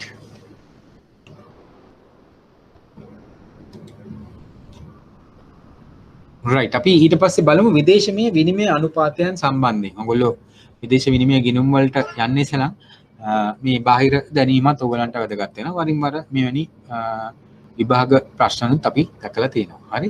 ඒත් විදේශ විනිමය ගනුදෙනුට අදාළ ව්‍යවහාරික නාමයන් ඒකේ හඳුන්වා දීමක් තමයි අපි මේකෙදි සාකච්ඡා කරන්නේ. ඒත් අපි ඔයගොල්ලෝ දන්නවනේ ෆොරින් එක්ස්චේන්ජ් රේට්ස් ඩොලර් එක අද කීයද කියලා ඇහුවම ඔයගොල්ලෝ කියනවනේ රුපියල් 198යි කියනවා 200යි කියනවා 202යි කියනවා. අන්න මේ පිළිබඳව තමයි අපි සාකච්ඡාව. අපි ස්ටර්ලින් පවුන්ඩ් එකක් කීයද කියලා 250යි කියනවා 260යි කියනවා.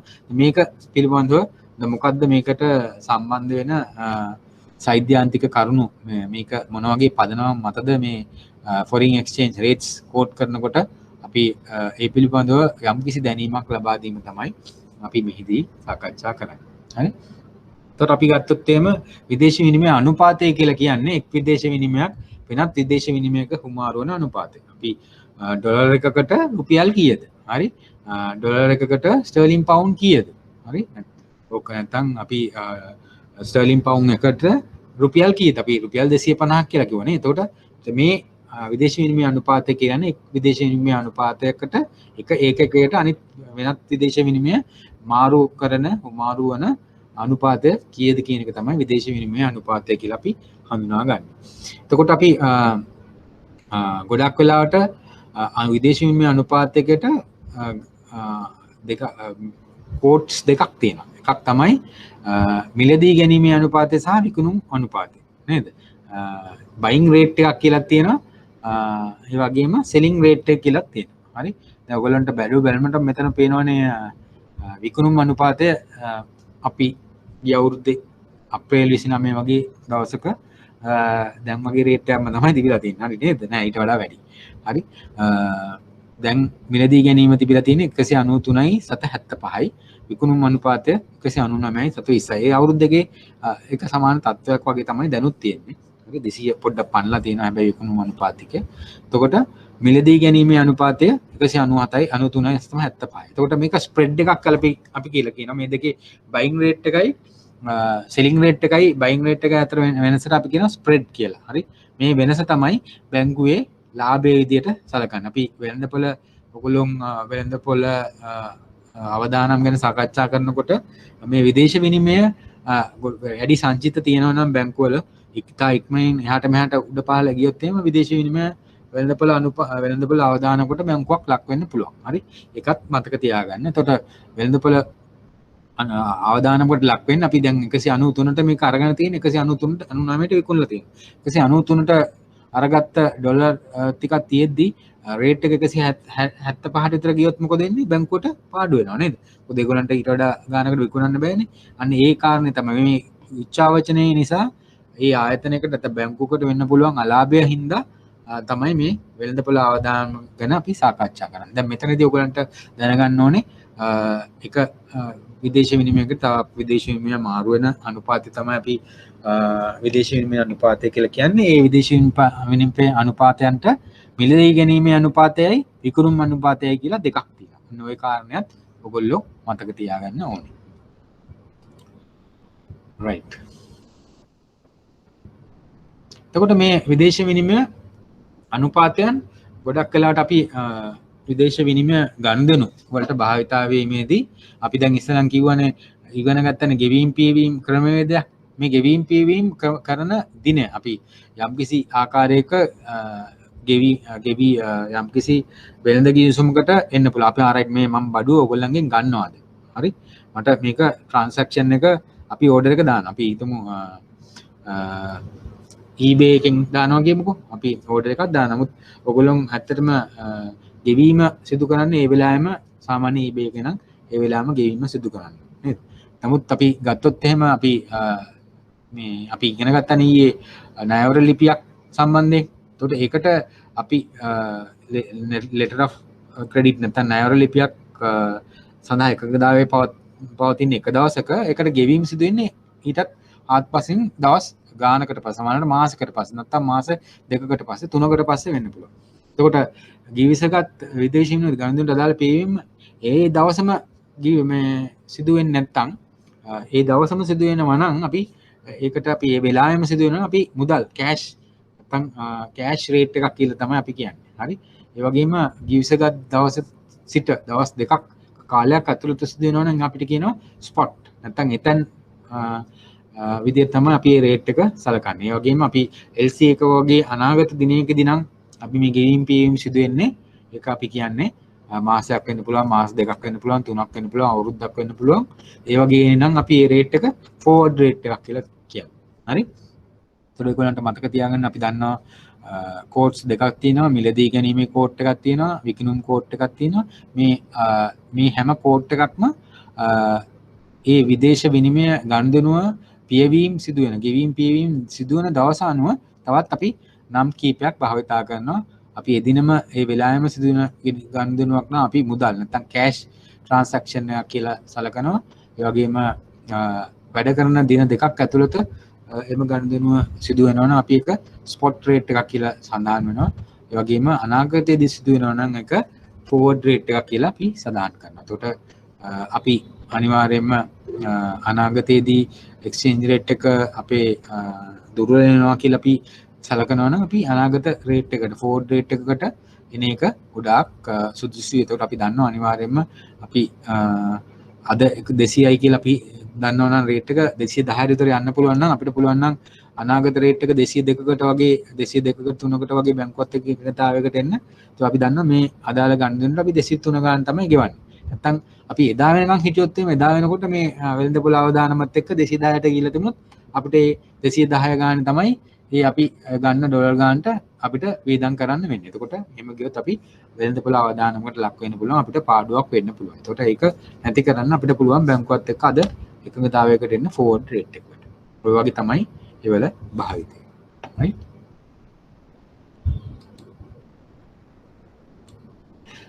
right. කට්ටියට තේරුණාද? ෆීඩ්බැක් යන්නේ නැහැ. right.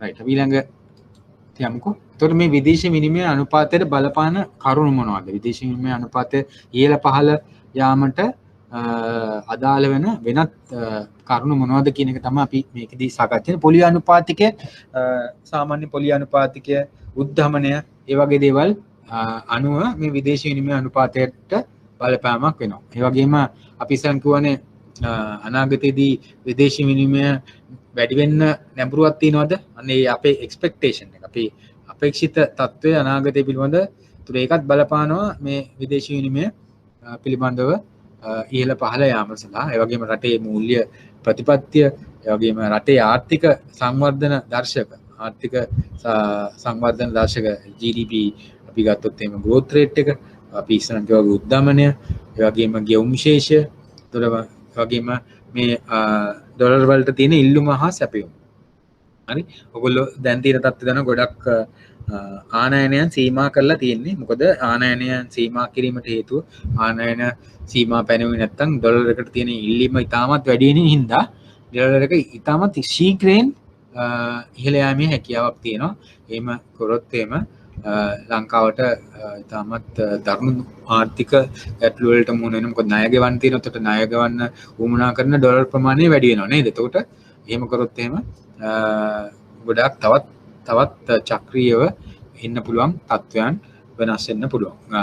දරුණු තත්ත්වයන් ඉන්න පුළුවන් බැංකුව පැත්තෙන් ගත්තම නැත්නම් රට පැත්තෙන් ගත්තම. එතකොට මේවා තමයි පොලි අනුපාතිකය, අපේක්ෂිත පොලි අනුපාතිකයේ නැඹුරුව, අනාගතයේ කියන්නේ පොලි අමුදොර කොහොමද මොන දිශාවටද යන්නේ, රටේ මූල්‍ය ප්‍රතිපත්තිය, එතකොට රටේ සංවර්ධන දර්ශක, ගෙවුම් ශේෂය, රටේ ඒ කියන්නේ ගෙවුම් ශේෂය කියන්නේ අපනයන සහ අපනයන වල වෙනස. අපනයන වලට අපි කොච්චරක් වියදම් කරනවද ඩොලර් වලින්, ආනයන වලට කොච්චරක් වියදම් කරනවද, මේ ශේෂය ධන ශේෂයක්ද තියෙන්නේ ඍණ ශේෂයක්ද? ගොඩක් වෙලාවට අපේ තියෙන ඍණ ශේෂය. මොකද ඍණ ශේෂය වැඩි වුණොත් ඒ වගේම මේ විදේශ විනිමය අපේ රටේ රුපියල අවප්‍රමාණ වීමට අදාළ වෙන. ඒ කියන්නේ විදේශ විනිමය ගොඩක් වෙලාවට අනිත් අපේ ශක්තිමත් නොවන තත්ත්වයක් තමයි ඇති වෙන්නේ. හරි. එතකොට සාමාන්‍යයෙන් උද්දමනයෙන් වැඩි රටවල් වල විදේශ විනිමය අවප්‍රමාණය වීම වැඩි. ලංකාව, එතකොට පාකිස්තානය, නේපාලය වගේ රටවල් උද්දමනය වැඩි රටවල් විදිහට අපි සලකනවා. ඒත් ඒ වල විදේශ විනිමය ශීඝ්‍රයෙන් අවප්‍රමාණ වීමේ හැකියාවක් තියෙනවා. ඒ වගේම උද්දමනය සාමාන්‍යයෙන් අඩු රටවල ඒගොල්ලන්ගේ විදේශ විනිමය තාමත් ශක්තිමත් විදේශ විනිමය විදිහට අපි සලකනවා. ගත්තොත් එහෙම ඇමරිකානු US ඩොලරය, ඒ වගේම ජපානයෙන් යුරෝ, ස්ටර්ලින් පවුන්ඩ්, මේ වගේ විදේශ විනිමයන් ඒගොල්ලන්ගේ රටවල උද්දමනය තාමත් පොලි අනුපාතයෙන් තාමත් අඩුයි. 100 හෝ 1ට අඩු ගණන් තමයි තියෙන්නේ. එතකොට ඒගොල්ලන්ගේ විදේශ විනිමය තාමත් ශක්තිමත් විදේශ විනිමයන් විදිහට අපිට සාකච්ඡා කරන්න පුළුවන්. හරි. දැන් අපි ඉස්සෙල්ලා සාකච්ඡාව අපි විදේශ විනිමය ගත්තොත් එහෙම ඒ කෝඩ්ස් රේට්ස් කෝඩ් කරනකොට ගොඩක් වෙලාවට අපි විදේශ විනිමයන් කෝඩ් කරන්නේ ඇමරිකානු ඩොලරයට සාපේක්ෂව තමයි ගොඩාක් රටවල් කෝඩ් කරන්න අපි එතකොට ඒ අපි සලකන ඒ එක කරන්සිය සලකනවා නම් පාදක වෙනවා නම් අපි යම්කිසි විදේශ විනිමය අනුපාතයක් සටහන් කිරීමේදී අපි ඒ කරන්සියට අපි කියනවා බේස් කරන කරන්සි බේස් කරන්සිය. අපි විදේශ විනිමය අනුපාතය සඳහන් කරන්නම යම්කිසි විදේශ විනිමයක් පාදක කරගෙන අපි ගොඩක් වෙලාවට ඇමරිකානු ඩොලරය තමයි භාවිතා කරන්නේ. එතකොට බේස් කරන්සි විදිහට ඇමරිකානු ඩොලරය භාවිතා කරන ගන්දෙනු අපි එක ඒකකයක් ඇමරිකානු ඒකකයකට කොච්චරද රේට් එක කියන එක තමයි අපි සඳහන් කරන්නේ.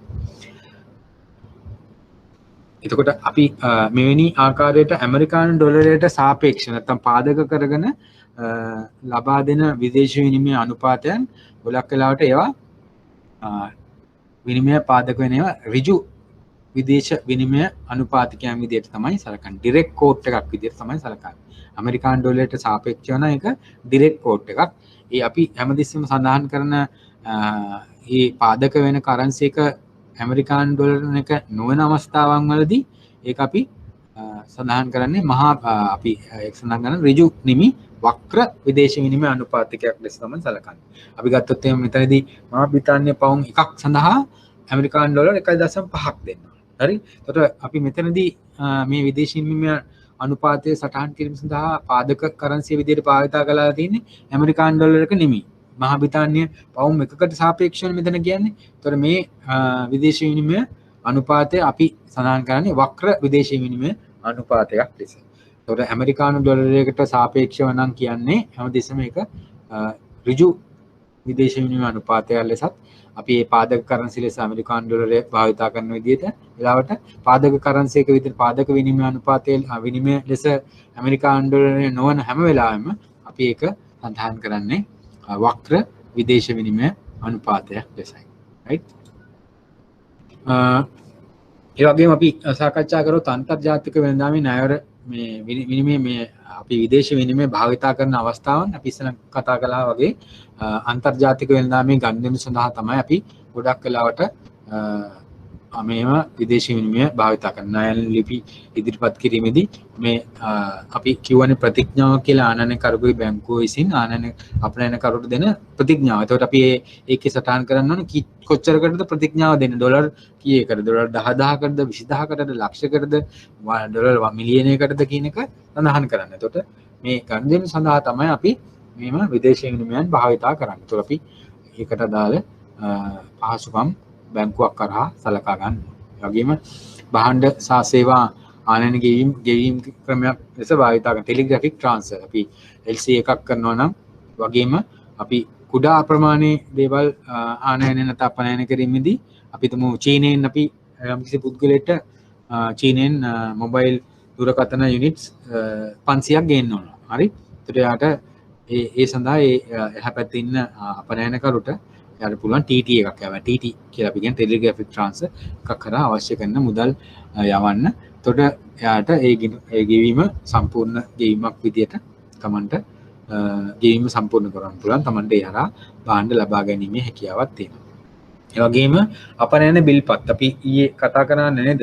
පැකින් ක්‍රෙඩිට් ගැන කතා කරනකොට සුරකුම් ණය මේ කතා කරන ඇසුරුම් ණය ගැන කතා කරනකොට ඒ වගේම තව අපනයන බිල්පත් ගැනත් කතා කරා. අපනයන බිල්පත් වට්ටම් කිරීමෙන් අපනයනකරුවන්ට කාරක ප්‍රාග්ධන වලට අවශ්‍ය මුදල් ලබා ගැනීම හැකියාවක් තියෙනවා කියලා අපි කතා කරන්නේ. එතකොට මේ අපනයන බිල්පත් වට්ටම් කිරීමේදීත් අපි මේ විදේශ විනිමය පිළිබඳව මෙලදී ගැනීමේ විකිණීමේ හැකියාවක් තියෙනවා. හරි. එතකොට මේ වගේ අවස්ථාවලදී තමයි අපි විදේශ විනිමය අනුපාතකයන් භාවිතා කරන්නේ. අපනයන බිල්පතක් වට්ටම් කරගෙන Tamanට ඩොලර් බවට පරිවර්තනය කරගන්න ඕන නම් කීයකටද මේ විදේශ විනිමය මිලදී ගැනීමේ විකිණීමේ අනුපාතයන් පිළිබඳව සාකච්ඡාවක් එනවා නේද? එතකොට අපි බලමු වාණිජ්‍ය බැංකුවක් කරා සිදු කරන විදේශ විනිමය යොදා ගන්න අවස්ථා කීපයක් අපි දැන් සාකච්ඡා කරමින් ඉන්නේ ආනයන අපනයන වෙළඳාමේදී අපි දැන් වෙනත් රටක විදේශ සංචාරයක් යනවා නම් අපිට ඒ රට තුල අපි ගිහලා රුපියල් වියදම් කරන්න බෑනේ නේද? අපිට වුමනා වෙනවා අපේ විදේශ විනිමය නේද? විදේශ විනිමය අපිට ඩොලර් ගෙනියන්න ඕනේ, එංගලන්තයට යන්න නම් ස්ටර්ලින් පවුන්ඩ් ගෙනියන්න ඕනේ, යුරෝප රටකට යන්න නම් යුරෝ ගෙනියන්න ඕනේ නේද? එතකොට අපිට මේ විදේශ ගමන් වලට යනවා නම් අපිට උවමනා කරනවා අපිට ඒ රටේ විදේශ විනිමය භාවිතා කරන්න. හරි.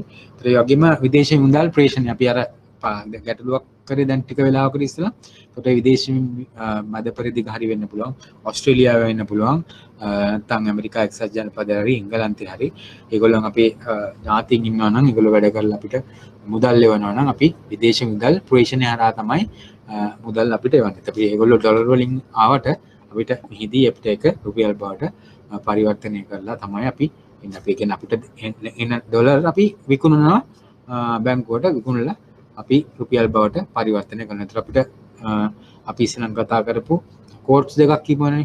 ඒකට මිලදී ගැනීම සහ විකිණීමේ අනුපාතිකයන් දෙකක් තියෙනවා. ඒකට අපිට ලැබෙන්නේ විදේශ විනිමය නම් අපි ඒක බැංකුවට විකුණලා අපි වැඩි අනුපාතිකයක් ලබා ගැනීමේ හැකියාවක් තියෙනවා.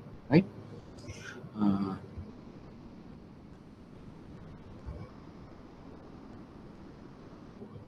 එතකොට මෙවැනි ගනුදෙනු සිදු කිරීමේදී අපි මෙම විදේශ විනිමය ගනුදෙනු සිදු කරනකොට අපිට ඒ සඳහා අවශ්‍ය කරන ලියකියවිලි බැංකුවට නිර්වද්‍ය ලියකියවිලි බැංකුවට ඉදිරිපත් කරන්න වෙනවා අපේ විදේශ විනිමය ගනුදෙනු සම්පූර්ණ කිරීම සඳහා. නැත්නම් විදේශ විනිමය ගනුදෙනු කිරීමට මහා බැංකුව විසින් වාණිජ බැංකුව වලට අවසර දුන්නත් ඒගොල්ලෝ අවසර දීලා තියෙන්නේ අවශ්‍ය කරන ලියකියවිලි සියල්ලම හොඳටම පරීක්ෂා කරලා බලලා ඒ සියල්ල හරි ආකාරයකින් තියෙනවා නම් තමයි මෙම ගනුදෙනු කිරීමේ හැකියාව තියෙන. මේ සඳහා ලංකාවේ මහා බැංකුවේ විදේශ විනිමය දෙපාර්තමේන්තුවෙන් අපේ වාණිජ්‍ය බැංකුව වලට නිතරම සර්කියුලර්ස් එවනවා, නිර්දේශයන් ඒ වගේම ගයිඩ්ලයින්ස් ක්‍රමවේදයන් තියෙනවා. ඒ ක්‍රමවේදයන් අනුගමනය කිරීමෙන් තමයි අපිට මෙවැනි ගනුදෙනු කරන්න පුළුවන්. එතකොට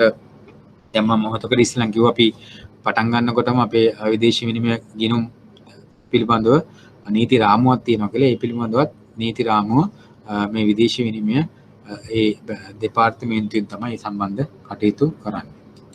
අපි ඉස්සෙල්ලා කතා කරපු ඒ අංක 12 දරන 2017 විදේශ විනිමය පනත කොහොමද අපේ විදේශ විනිමය ගිණුම් පවත්වා ගැනීමට කොහොමද තියෙන්නේ කියන එක තමයි අපිට මේ සාකච්ඡාව තියෙන්නේ ඉදිරියට. අපි ඔයගලන්ට අහලා තියෙනවා නම් පොඩි කාලේ හරි RFC NRFC කියලා ගිණුම් වර්ගයක් තිබුණා. ඒ කියන්නේ පිටරට ඉන්න කට්ටියට මෙහිදී ඒගොල්ලෝ විදේශ විනිමය ගිණුම් සම්බන්ධ සාකච්ඡා කිරීමේදී සාකච්ඡා කරන්නේ RFC සහ NRFC ගැන ගිණුම් සම්බන්ධව 2017 ඉස්සරහ. නමුත් 2017 මේ අංක 12 දරන පනත අනුව මෙම ගිණුම් කාණ්ඩ දෙක ඉවත් වෙලා නව ගිණුම් වර්ගීකරණ ක්‍රමයක් ලංකාව තුළ ඇති වෙලා තියෙනවා. එතකොට මේ පනත ඇවිල්ලාම තියෙන්නේ මේ NRFC RFC කතාවක් දැන් නැහැ. ඒ වෙනුවට වෙනත් ගිණුම් කාණ්ඩ කීපයක් එකතු වෙලා තියෙනවා. ඒ වගේම දැන් සති දෙකකට ප්‍රථමයෙන් මේ මෙම විදේශ විනිමය පනතටත් යම් යම් සුළු වෙනස්කම් යෝජනා කරලා තියෙනවා විදේශ විනිමය ඒ දෙපාර්තමේන්තුව මගින්. ලොකු වෙනස්කම් නැහැ. නමුත් පොඩි පොඩි වෙනස්කම් ඒ වෙච්ච වෙනස්කම් මම චුට්ටක් කියන්නම්. කියනකොට ඔයගොල්ලෝ පොඩ්ඩක් සටහනක් තියාගන්න. මොකද මේ නෝට් එකේ තියෙන්නේ අපි 2017 අංක 12 දන්න පනත. ඒකට අපි වෙනස් වුණු තැන් මම කෙටියෙන් සඳහන් කරන්නම්. ලොකුවට වෙනස් වෙලා නැහැ. නමුත් මම හිතන්නේ ඔයගලන්ට විභාගයට තිච්ච ලොකු දෙයක් මේ වෙනස් වෙච්ච පොඩි දේවල් ගැන ලොකුවට හයි කියලා. මොකද මේ රාමුව ඇතුළත ඔයගලන්ට ඉගෙන ගන්න පුළුවන් නම් මේ රාමුව ඔළුවට දාගන්න පුළුවන් නම් මම හිතන්නේ ඒකේ ප්‍රමාණවත් යම්කිසි වෙනසකමක් තියෙනවා නම් මම ඔයගලන් දැනුමටත් එක්ක සඳහන් කිරීමක් කරන්න. හරි. මේ විදේශ විනිමය පනත අනුව අපි අංක 17 දරන අංක 12 දරන 2017 විදේශ විනිමය පනත අනුව මේ නේවාසික පුද්ගලයන් කියන කාණ්ඩය යම් ඒකේ හැඳින්වීම විශේෂිත හැඳින්වීමක් සිදු කරලා තියෙනවා. එතකොට ඒකේ පළවෙනි හැඳින්වීමද නේවාසික කියන කාණ්ඩය කවුද කියන එක අනිවාර්යයෙන්ම හඳුනා ගන්න ඕනේ මේ පනත අනුව. එතකොට මේ පනතට අනුව මේ නේවාසික කාණ්ඩය හඳුන්වලා දීලා තියෙන්නේ ලංකාවේ පුරවැසියෙක් හෝ එක්ක එයා විදේශ කාන්තාවකට හෝ නැත්නම් සැමියෙකුට විවාහ වෙලා තියෙනවා නම් එතකොට ඒගොල්ලෝ නේවාසික කියලා අපිට කියන්න නම් ඒගොල්ලෝ ලංකාවේ ඇතුලේ දවස් 183කට වඩා වැඩි කාලයක් පහුගිය අවුරුද්ද ඇතුළත දවස් 183කට වැඩි කාලයක් කියන්නේ භාගයකට වැඩි කාලයක් ලංකාවේ ජීවත් වෙලා තියෙනවා. ඒතකොට එහෙම වුණොත් තමයි ඒගොල්ලෝ මේ නේවාසික විදියට මේ පනත අනුව හඳුන්වලා තියෙන්නේ. ඒතකොට මේ ලංකාවේ හිටපු කට්ටිය ඉන්න කට්ටිය. ඒතකොට මේ ලංකාවෙන් පිටත් මේ වගේ විදිහටම ජීවත් වෙන්න පුළුවන් නේ. භාගයකට වඩා හෝ අඩුවෙන් නේද? අපි ලංකාවේ ඉඳලා නිවාඩුවක් ගත කරන්න යම් කිසි පුද්ගලයෙක් පිටරට යන්න පුළුවන්. සෞඛ්‍ය ප්‍රතිපාර සඳහා ගොඩක් දන්නවනේ සිංගප්පූරුවේ හොස්පිටල් වලට යන කට්ටිය ඉන්නවා. ඉතින් ඒ කට්ටිය ඒ වගේම යම් අධ්‍යයන කටයුතු වලට යන කට්ටිය ඉන්නවා, කොන්ෆරන්ස් වලට යන කට්ටිය ඉන්නවා නේද? මේ කට්ටිය ඒගොල්ලොත් නේවාසික කාණ්ඩයේ විදිහට සලකන්නේ ඒගොල්ලෝ ඒ රටවල ගිහිල්ලා දවස් 182කට වඩා අඩු කාලයක් පහුගිය අවුරුද්ද ඇතුළත අඩු කාලයක් නම් ගත කරලා තියෙන ඒගොල්ලොත් අපේ නේවාසික පුද්ගලයන්. ලංකාවේ නේවාසිකව ඉන්න කාණ්ඩයේ විදිහට සලකන්න පුළුවන්. වැඩි කාලයක් ඒතර ලංකාවේ ඉඳලා තියෙන්නේ නේද? ඒතර ඒ කාණ්ඩ දෙක බැලුවම ඒගොල්ලෝ. ඊට පස්සේ විදේශ දූත සේවාවන් වල ඉන්න කට්ටිය ඉන්නවනේ අපේ ෆොරින් ඩිප්ලොමැටික් සර්විසස් එක රටවල තියෙනවනේ අපේ අපි මෙහි හයි කමිෂන් දිය නැත්තම් මෙහි තියෙන තානාධිපති කාර්යාලය වගේ අපේ තානාධිපති කාර්යාලය තියෙනවා එහි එක රටවල. ඒවල වැඩ කරන ඒ වගේ වැඩ කරන අපේ ලංකාවේ පුද්ගලයනුත් ඒ වගේ මේ ඒගොල්ලන්ගේ පවුලේ උදවියත් නේවාසික මොකද ඒගොල්ලෝ එහි ජීවත් වෙන්නේ අපේ රට නියෝජනය කිරීම. නමුත් ඒගොල්ලෝ ඇත්තටම අපේ රටේ නේවාසික කාණ්ඩයම් ඒගොල්ලන් රැකියාවට තමයි ගිහිල්ලා තියෙන්නේ. එතකොට වෙනත් සමාගම් වල සේවය කරන බැංකුවල අපි තුම එසමක බැංක් ඔෆ් සිලොන් එකේ ශාඛාවන් තියෙනවා ලන්ඩන් වල. ඒතර ඒවල වැඩ කරන කාණ්ඩයත් නේවාසික කාණ්ඩයන් විදිහට තමයි අපි සලකන්න වෙන්නේ. ඒතර ඒ වගේම වීසා අනුමැතියට යටත්ව මෙරට සේවය කරන විදේශිකයන් වීසා අනුමැතියට යටත්ව මෙරට සේවය කරන විදේශිකයන් පොඩි වෙනසක් තියෙනවා පොඩ්ඩක් හදාගන්න. විදේශිකයන් එතකොට විදේශිකයන් කියන්නේ දැන් අපි ලංකාවේ ගොඩක් චීන කම්කරු ඉන්න පුළුවන් නැත්නම් චීන ඒ කොන්ත දිදිග්‍රීම් ක්ෂේත්‍රයේ සමාගම් වල නිලධාරී මහතුන් තාමත් කළමනාකරුවන් අයිතිකරුවන් ජීවත් වෙනවා ඒගොල්ලන්ගේ ඒ ව්‍යාපාර කටයුතු සම්බන්ධව. ඒගොල්ලොත් අපි සලකන්නේ නේවාසික කාණ්ඩ විදියට. මොකද ඒගොල්ලෝ වීසා අනුමැතියක් අරගෙන ලංකාවේ ඉන්නේ. ඒකට නේවාසික කාණ්ඩයක් විදියට සලකන්න පුළුවන්. ඒ වගේම ශ්‍රී ලංකාවේ ලියාපදිංචි හා සංස්ථාපිත පහත ආයතන දේශීය සමාගම්, විදේශීය සමාගම්, අක්වරල සමාගම් වෙනත් ලියාපදිංචි ආයතන NGO වගේ ආයතනත් ශ්‍රී ලංකාවේ නේවාසික. ඒක දේශීය සමාගම් අනිවාර්යයෙන්ම ලංකාවේනේ. විදේශීය සමාගම් ලංකාවේ ලියාපදිංචිලා තියෙන BOI ආයතනයේ හරි. එතකොට විදේශීය සමාගම් ලංකාවේ සමාගම් ඇතුලේ ඒගොල්ලෝ ලියාපදිංචිලා තියෙනවා නම් ඒවත් නේවාසික. ඒ වගේම BOI ආයතනයේ අපි අක්වරල සමාගම් විදිහට ලියාපදිංචිලා තියෙනවා නම් ඒගොල්ලොත් අපි නේවාසික කාණ්ඩයක් විදිහට තමයි සලකන්නේ. වගේම ලංකාවේ ලියාපදිංචි NGO සමිති වගේ දේවල් නේවාසික. එතකොට අපේ මේ පනතට අනුව මේ කාණ්ඩ සියල්ලම නේවාසික ගණයට තමයි අයිති වෙන්නේ. එතකොට අපි දැන් සාකච්ඡා කරමු දැන් කොහොමද මේ විදේශ විනිමය ගිණුම් රුපියල් ගිණුම් නම් අපි දන්නවනේ. අපි ID එකක් ගත්තා, ඒගොල්ලන්ගේ ලිපිනය තහවුරු කරගත්තා, KYC බැලුවා, ඕපන් කරා. නමුත් එච්චර සරල නෑ විදේශ විනිමය ගිණුම් ආරම්භ කිරීමට. ඒ සඳහා නියමිත ක්‍රමවේදයක් තියෙනවා. ගිණුම් ආරම්භ කිරීම සඳහා එකට අපි ඇත්තටම මහා බැංකුව අධිපතිතුමාගේ යටතේ විනිමය පාලකයෙක් තමයි මේ විදේශ විනිමය ගිණුම් හැසිරවීම සඳහා නැත්නම් ඒවා ආරම්භ කිරීම සහ ඒවලන්ට ඒවා ක්‍රියාත්මක කිරීම සඳහා බැංකු වලට බලය ලැබිලා තියෙන්නේ මේ විදේශ විනිමය ඒ නීති රාමුව තුළ ක්‍රියාත්මක කිරීමට. right? එතකොට මේ අපි මං කියවනේ අර NRFC RFC කතන්දර නැහැ කියලා.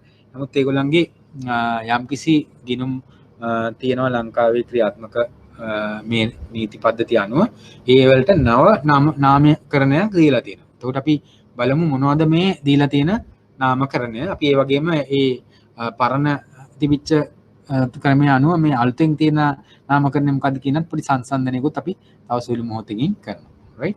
එතකොට විදේශ විනිමය ගිණුම් වර්ග බැලුවොත් එහෙම පුද්ගලික විදේශ විනිමය ගිණුම් කියලා කාණ්ඩයක් තියෙනවා. personal foreign currency account. හරි. එතකොට පුද්ගලික විදේශ විනිමය ගිණුම් කියන එක තමයි අලුතෙන් හඳුන්වා දීපු එක කාණ්ඩය. එතකොට මට එක පුද්ගලයෙක් විදිහට විදේශ විනිමය ගිණුමක් මගේ පුද්ගලික ගනුදෙනු කිරීම සඳහා අර අපි නේවාසික කියලා කාණ්ඩයක් තිබුණානේ. ඒගොල්ලන්ට ගිණුම් ආරම්භ කිරීමේ හැකියාවක් තියෙනවා. ඒකට මගේ පුද්ගලික ගනුදෙනු විතරයි මේ හරහා සිදු කරන්න පුළුවන්. හරි. එතකොට මම පිටරට යන්න පුළුවන්. එතකොට මම පිටරට යනකොට ඩොලරයෙන් නැත්නම් විදේශ විනිමය අරන් යන්න පුළුවන්.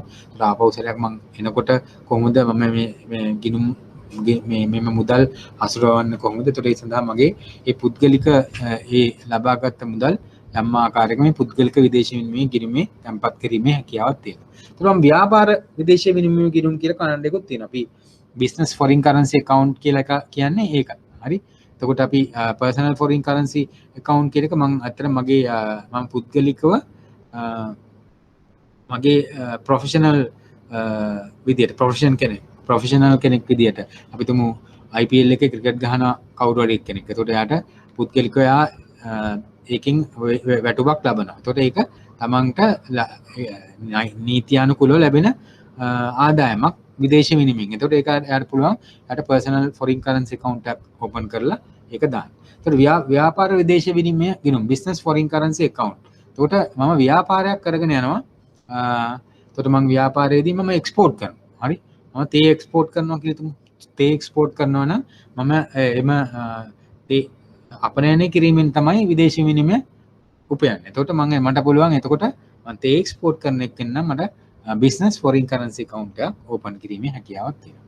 මේ account දෙකම අපිට දැනට භාවිතා කරන්න පුළුවන් චෙක්පත් රහිතව චෙක්පත් නිකුත් කරන්ට් account එකක් open කරන්න පුළුවන්. නමුත් චෙක්පත් නිකුත් කිරීමක් සිදු වෙන්නේ නැහැ. හරි. ඉතින් ගිණුම් තියෙන පුළුවන් ගිණුමක් වෙන්න පුළුවන්. ඒක ස්ථිර තැන්පතුවක් වෙන්න පුළුවන්. ඒ හැම ගිණුමක්ම තනි හෝ බද්ධ විදියට joint account එකක් වෙන්න පුළුවන්. individual account එකක් වෙන්න පුළුවන්. මේ වගේ ආකාරයකට අපිට මේ ගිණුම් ක්‍රියාත්මක කිරීමේ හැකියාවක් තියෙනවා. හරි.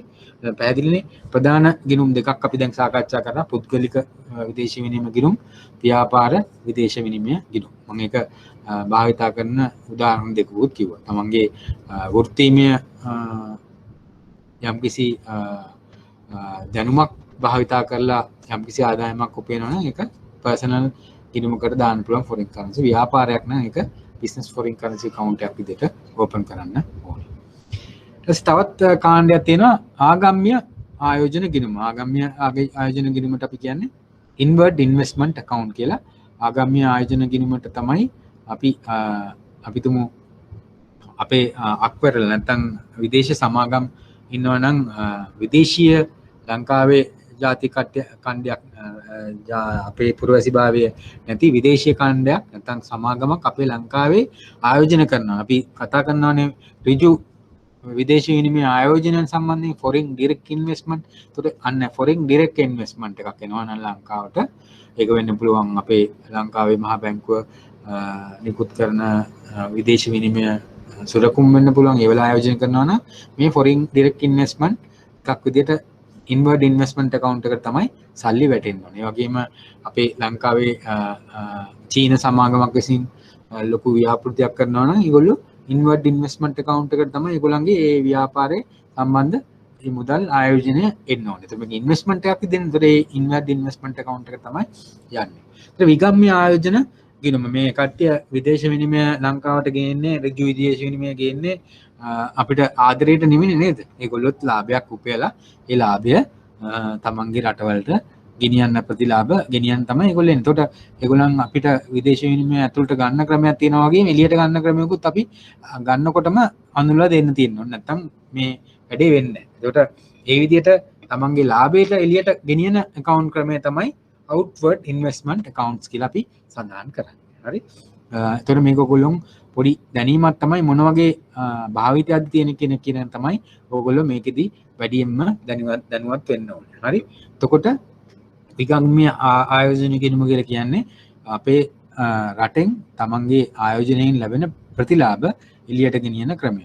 යම් දවසක ඒ වගේම යම්කිසි පුද්ගලයෙක් හිතනොත් එහෙම රයිට් දැන් මට ඇති මේ ව්‍යාපාරය කරා දැන් මම මේක විකුණලා මම වගේ රටට යන්න ඕනි කියලා ඒත් අර විකුණලා තමන්ගේ රටට තමන් ගෙනාපු ආයෝජනය එළියට ගෙනියන්න පුළුවන් මේ outward investment account එක. හරි. වගේම ප්‍රාග්ධන ගනුදෙනු රුපියල් ගිණුම් කියලා තවත් තියෙන කැපිටල් ට්‍රාන්සැක්ෂන් රුපී account. සමහරවිට අපි ඔයගොල්ලෝ දන්නවා ලංකාවේ පුරවැසියොත් සමහර ඩුවල් සිටිසන්ස්ලා අපි ඔය ද්විත්ව පුරවැසිභාවය ගැන කතාවක් ගොඩාක් තිබුණා නේද? හරි. එතකොට අපි වෙන්න පුළුවන් ඇමරිකාවේ තියෙන පුරවැසියෙක් ලංකාවේ පුරවැසිභාවය තියෙන්න පුළුවන්. හරි. වගේම අපි ඕස්ට්‍රේලියාවේ තියෙන පුරවැසිභාවය තියෙනවා ලංකාවේ පුරවැසිභාවය තියෙන්න පුළුවන්. ගොඩක් අපි උදාහරණයක් ගත්තොත් ඕස්ට්‍රේලියාවේ ගොඩක් පදිංචිට යනවානේ ලංකාවේ කට්ටිය. එතකොට නමුත් ඒගොල්ලන්ට ගොඩක් දේපල තියෙන්න පුළුවන් ලංකාවේ. ඒගොල්ලන් රස්සාව කරනවා, ඒ ළමයි ඉගෙන ගන්නවා, ඒගොල්ලෝ සෙටල් ඩවුන් වෙලා ඉන්නේ. නමුත් ලංකාවේ දේපල තියෙනවා. එතකොට ලංකාවේ තියෙන දේපල එතකොට ඒගොල්ලන්ට යම් කිසි ආකාරයක විකුණුවොත් එහෙම ඒ රුපියල් වලින් කැපිටල් ට්‍රාන්සැක්ෂන් රුපී account එකේ දාලා තියන්න පුළුවන්. ඒගොල්ලන්ට ඕන වෙලාවට තමන්ගේ බැංකු පද්ධතිය හරහා තමන්ගේ රටට ඒ කියන්නේ ඕස්ට්‍රේලියාවේ ඉන්න කෙනෙක්ට ගෙනියන්න පුළුවන් ඒ අදාළ විදේශ විනිමය මගින් යම්කිසි ඇත්තටම ඒවා යම්කිසි ටැක්ස් කිරීමක් සිදු වෙනවා ඒක එහෙම විදිහට ගෙනියනකොට. නමුත් ගෙවීමේ හැකියාව තියෙනවා. හරි. එතකොට ඒ ගනුදෙනු කරන්න තමයි කැපිටල් ට්‍රාන්සැක්ෂන් රුපී account කියලා අපි සඳහන් කරන්නේ. ඒ වගේම තමයි ප්‍රාග්ධන තානාධිපති සේවය සම්බන්ධ ගිණුම්. අපේ ලංකාවේ විවිධ රටවල තානාධිපති සේවයන් තියෙනවා. එතකොට ඒගොල්ලන්ට අපි ගිණුම් අපි හඳුන්වලා දීලා තියෙනවා ඩිප්ලොමැටික් ෆොරින් කරන්සි account. ඒගොල්ලන්ට පුළුවන් රට ඇතුළේ මොකද ඒගොල්ලෝ පිටරට කට්ටිය ඒගොල්ලන්ට ඇත්තටම ඒගොල්ලන්ගේ වැටුප් දීමනා සියල්ලම ලැබෙන්නේ ෆොරින් කරන්සි වලින්. එතකොට ඒ විදිහට ඒ ලැබෙන මුදල් ෆොරින් කරන්සි විදිහට තියාගන්න ඩිප්ලොමැටික් ෆොරින් කරන්සි account කියලා જાතියක් තියෙනවා. ඒ වගේම ඩිප්ලොමැටික් රුපී accounts මොකද ඒගොල්ලෝ දැන් ලංකාවේ ජීවත් වෙන්නේ. ලංකාවේ වියදම් කරන්න ඕනේ, ලංකාවේ ඉස්කෝල වල ළමයි දාන්න ඕනේ නේද? එතකොට ලංකාවේ රට එතකොට බලන්න යන්න ඕනේ, සංචාරය කරන්න ඕනේ. යම් අවස්ථාවන් ෆන්ක්ෂන්ස් නැත්නම් ට්‍රේඩ් ප්‍රොමෝෂන්ස් කරන්න ඕනේ. ඉතින් මේ වලට ඒගොල්ලන්ට වියදම් කරන්න රුපියල් ඕන වෙනවා. ඒතර ඒ සඳහා තමයි මේ ඩිප්ලොමැටික් රුපී accounts කියන එක අපි භාවිතා කරන්නේ. රයිට් බලමු අපි මොනවාරි ගැටලු ඉදිරිපත් වෙලා තියෙනවද කියලා කලින්දී. එතන ඔක්කොන්ටම තේරෙනවා වගේ හොඳට. හරි. right.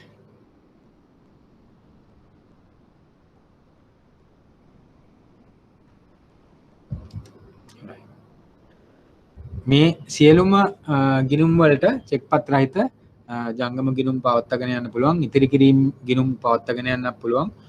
ස්ථිර තැන්පතු තනි හෝ බද්ධ ලෙස ගිණුම් පවත්වා ගැනීමේ හැකියාව තියෙනවා. හරි. දැන් මේ ගිණුම් වලට ළඟදී මම කියවනේ දවස් 7-2කට ඉස්සෙල්ලා පොඩි චේන්ජස් ටිකක් වුණා කියලා. මේ ගිණුම් වලට ඉලෙක්ට්‍රොනික ගනුදෙනු කිරීමේ හැකියාවක් දැන් ලබා දීලා තියෙනවා. හරි. ඒ කියන්නේ ඩෙබිට් කාඩ් එකක් ඉෂු කරන්න පුළුවන්. හරි. ඉස්සර තිබුණේ නැහැ. පරණ 2017 පනතේ තිබුණේ නැහැ. දැන් මේ යෝජනා කරලා තියෙන පනතේ ඩෙබිට් කාඩ් ඉෂු කිරීම කියන්නේ ඉලෙක්ට්‍රොනික් ට්‍රාන්ස්ෆර්ස් කිරීමේ අවස්ථාව ලැබිලා තියෙනවා. ඒක අලුත් වෙනස්කමක් විදිහට උන්නම් පොඩ්ඩක් සඳහන් කරගන්න. මේ වගේ චෙක්පත් ජංගම ගිණුම් ඉදිරි කිරීම ගිණුම් ඒ වගේ ඒ පහසුකම් ලබා දෙනවා වගේම ඉලෙක්ට්‍රොනික ට්‍රාන්ස්ෆර්ස් කිරීමේ හැකියාවක් ලබා දීලා තියෙන එකත් මතක තියාගන්න. අපි personal financial for foreign currency account business foreign currency account කියන එක අපි බලමු ඉස්සරන් තිබිච්ච account අනුව කොහොමද ඒක වෙලිලා තියෙන්නේ. ඒකට අපි NRFC කියන account එක personal financial personal නැත්නම් පුද්ගලික විදේශ විනිමය ගිණුම් කාණ්ඩයේ යටතේ ආපු එකක්. ඒ වගේම මේ වාසික resident foreign currency account එකත් පුද්ගලික ඒ පරණ ඒවා ටිකත් අපි කාණ්ඩ කරන්නේ පුද්ගලික විදේශ විනිමය ගිණුම් විදියට. ඒ වගේම තවත් ගිණුම් කාණ්ඩ කීපයක් තියලා තියෙනවා නේවාසික විජාතීය විදේශ විනිමය ගිණුමුත්. මොකද නේවාසික වුණ විදේශ විනිමය දෙගොල්ලන්ගේ පුද්ගලික ගණන් සිදු වෙන්නේ. ඒ වගේම මේ අනේවාසික විජාතීය නේද? non national ලා මේ කැලේ පොඩි වෙනස සිංහල එක හරි අනේවාසික non national විජාතීය විදේශ විනිමය ගිණුමුත් අපි සටහන් කරන්නේ පුද්ගලික විදේශ විනිමය ගිණුම් විදියට. ඔයගලන්ට ඉස්සනම් ගිණුම් කොහොමද දැන් තියෙන එක පොඩ්ඩක් සංසන්දනයක් ඕන නම් තමයි මේක වෙන්නේ. ඔයන්ගේ අමතර දැනීමක් තමයි තියෙන්නේ. ඔයගලන්ට උමුණා නම් එකත් අඳුරගන්න. ඒ වගේම ඉස්සර තිබුණා ෆියා කියලා account එකක්, foreign exchange earners account. ඒ කියන්නේ ඉස්සලම් ව්‍යාපාරයක් කරන කට්ටියට ෆියා account තමයි තිබුණේ. ඒක දැන් පවතින්නේ BFC නැත්නම් ව්‍යාපාර විදේශ විනිමය ගිණුම් කාණ්ඩයට තමයි ඇතිවෙන්නේ. ඒ වගේම රට තුළට ප්‍රේෂණයන් මුදල් ගේන කාණ්ඩයටත් මේ වගේ inward remittance distribution account එකක් තියෙනවා. ඒ වගේම shipping agencies තියෙන කට්ටියටත් ඒගොල්ලන්ගේ ව්‍යාපාර account එකක් තුනේ. මේ සියල්ලටම දැන් පොදු නාමයක් තමයි තියෙන්නේ විදේශ විනිමය ව්‍යාපාර විදේශ විනිමය ගිණුම් තමයි තියෙන්නේ. මේකේ තියෙන්නේ මේ ඉස්තර හඳුන්වා දීපු විවිධ account තිබුණා. නමුත් ඒ ඔක්කොම දැන් පොදු කාණ්ඩයක් යටතේ තමයි දාලා තියෙන්නේ. ඒ වගේම සුරකුම් ආයෝජන ගිණුම් securities investment account කියලා ඉස්සර තිබිච්ච අර මම කිව්වේ විදේශ විනිමය යෙන් නිකුත් කරන විදේශ විනිමය සුරකුම් පත්වල ආයෝජනයට තිබුණේ SIA නැත්නම් Securities Investment Account කියන එක අද භාවිතා කරන්නේ Inward Investment Account එකක් කියලා. ඒ වගේම Capital Transaction කියන එක අනේවාසී රුපියල් ගිණුමක් විදිහට තිබිච්ච එක දැන් අදට පාවිච්චි වෙන්නේ රුපියල් ගිණුම විදිහට. මේ සියලුම ගන්දනු ගිණුම් හරහා පවත්වාගෙන යන්න පුළුවන්. එක ගිණුමකින් තවත් ගිණුමකට නීත්‍යානුකූලව ලබාගත් මුදල් මාරු කර ගැනීම හැකියාවක් තියෙනවා. නමුත් මේ සියල්ලම බැංකු ගිණුමෙන් ගිණුමට තමයි යන්නේ. ආපහු ඒකෙන් සල්ලි අරගෙන ආපහු සල්ලි ඒකට එහෙම ට්‍රාන්සැක්ෂන්ස් කරන්න බෑ. ගිණුමකින් ගිණුමට තමයි ට්‍රාන්සැක්ෂන්ස් යන්න ඕනේ. ඒ වගේම තමන්ගේ මනාපය පරිදි ගිණුම් වලින් ඒ තමයි මේ වගේ ෆොරින් කරන්සි කවුන්ටර් සල්ලි තියෙනවා නම් ඒ කවුන්ට් වලින් තමන්ට තමන් ආයෝජනයක් කරනවා නම් පිටරටක ඒවා එළියට ගෙන යාමේ හැකියාවක් තියෙනවා. ඒවා සම්බන්ධයෙන් අත්‍තරම විනිමය පාලකව යම් ආකාරයකින් දැනුවත් කිරීම සිදු වෙන්න ඕනේ. right? ඊට අමතරව ඔයගලන්ට දැනීමට සාමාන්‍යයෙන් ඩොලර් 20000ක් පුළුවන් ලංකාවට ඇතුළට ගේන්නත් ඩොලර් 20000ක් තමන් පිටරට සංචාරයක් යනවා නම් ඩොලර් 20000ක් එළියට ගෙනියන්නටත් හැකියාවක් තියෙනවා. නමුත් එහෙම ඩොලර් 20000ක් ගෙනියන්නට හැකියාවක් තිබුණාට ඩොලර් 15000කට වඩා තමන් ගාව තියාගන්නවා නම් අනිවාර්යයෙන්ම විදේශ ඒ රටට ඇතුල් වෙනකොට හෝ එළියට යනකොට ඒ පිළිබඳව ඒ අදාළ පාර්ශවයන් දැනුවත් කරන්න ඕනේ. ඒ පිළිබඳව දැනුවත් කිරීමෙන් පසුව තමයි එම මුදල් විදේශ විනිමය තමන්ට තියාගන්න පුළුවන් වෙන්නේ. දැන් අපි ගත්තොත් එහෙම අනිත් එක තමයි දවස් 7ක් ඇතුළත තමන්ට විදේශීය ගනුදෙනුවක් කරා කියලා හිතමුකෝ. අපි eBay එකේ තමන් මොකක් හරි පොඩි එක්ස්පෝර්ට් එකක් කරලා තමන් විදේශ විනිමයක් ලැබුවොත් එහෙම ඒක දවස් 7ක් ඇතුළත එක්ක රුපියල් බවට පරිවර්තනය කරන්න ඕන. නැත්නම් තමන්ගේ අර ව්‍යාපාර විදේශ විනිමය ගිණුමක් ආරම්භ කරලා ඒකට ඒ account එකට සල්ලි දාන්න ඕනේ විදේශයෙන්. තමන්ට ලොකු ගණන් විදේශ විනිමය තමන් උපයුවට පස්සේ තියාගන්න බෑ. අනිවාර්යයෙන්ම දවස් 90කට වඩා එම මුදල් රුපියල් බවට පරිවර්තනය කරන්න නැතුව තියන්න බෑ. ඒක නීති විරෝධී ඒවා අතරම මේ ඒවා කරලා හසු වුවොත් සාමාන්‍යයෙන් පෙනල්ටි සහ නීතිමය පියවර ගන්න පුළුවන්. ඉතින් මේ නීතිමය රාමුව නැත්නම් මේ පනත් තියෙන්නේ ඒ වලට අනුගත වෙලා ඒ කටයුතු කරන්න. right? එතකොට ඒ වගේම බැංකුව ගත්තොත් එහෙම විදේශ විනිමය ඒගොල්ලන්ට බැංකුව වලට පුළුවන් ෆොරින් කරන්සි වලින් බරෝ කරන්න පුළුවන් නේද? අපි විදේශ විනිමයෙන් අපි කතා කරා අපි බැංකුව වලට පුළුවන් තමන්ගේ ද්‍රව්‍යශීලතාව නැත්නම් විකල්ප අරමුදල් මාර්ගයක් විදිහට විදේශ විනිමය ණය ලබා ගැනීම හැකියාවක් තියෙන එක රාජ්‍යත් ඒ සඳහා බැංකු අධිරිමත් කරන මොකද විදේශ විනිමය ලංකාවට එන තවත් ක්‍රමවේදයක් හින්දා. එතකොට ඒ සඳහා වාණිජ්‍ය බැංකු වලට යම් අවසරයක් ලබා දීලා තියෙනවා. ඒ වගේම අවසරලත් විශේෂිත බැංකු වලටත් ඒ සඳහා ලබා ගන්න පුළුවන්. අපි ගත්තොත් එහෙම NSP බැංකුව ඒ වගේ ජාතික ඉතිරි කිරීම බැංකුවටත් ඒ වගේ අවසරයක් ලබා ගැනීමේ හැකියාවක් තියෙනවා. ඒ සඳහා සුදුසුකම් ලබනවා. ඉතින් ඒගොල්ලන්ටත් පිටරටින් ණය ලබා ගැනීම හැකියාවක් තියෙනවා. මේ ගිණුමටත් අලුත් නමක් ලබා දීලා තියෙනවා. අලුත් පනතෙන් ඒ foreign currency borrowers account කියලා. හරි. එතකොට අර අපි කියුවා ගිණුම් වගේම මේකටත් අලුත් නමක් තියෙනවා ප්‍රාග්ධන ගණිත සඳහා විදේශ විනිමය ගිණුම් ඇරඹීමට ඒ වාණිජ බැංකුවල සහ විශේෂ බැංකුවලට ලබා දීලා තියෙන ඒ පහසුකම. අර අපි ඉස්සන් කතා කරන්නේ නොස්ට්‍රෝ වොස්ට්‍රෝ account හරහා තමයි මේ ගිණුම් සමහරා සාමාන්‍යයෙන් ගනුදෙනු සිදු වෙන්නේ. right? එතකොට මේක තමයි අපිට විදේශ විනිමය ගිණුම් සම්බන්ධයෙන් සාකච්ඡා කරන්න තියෙන්නේ.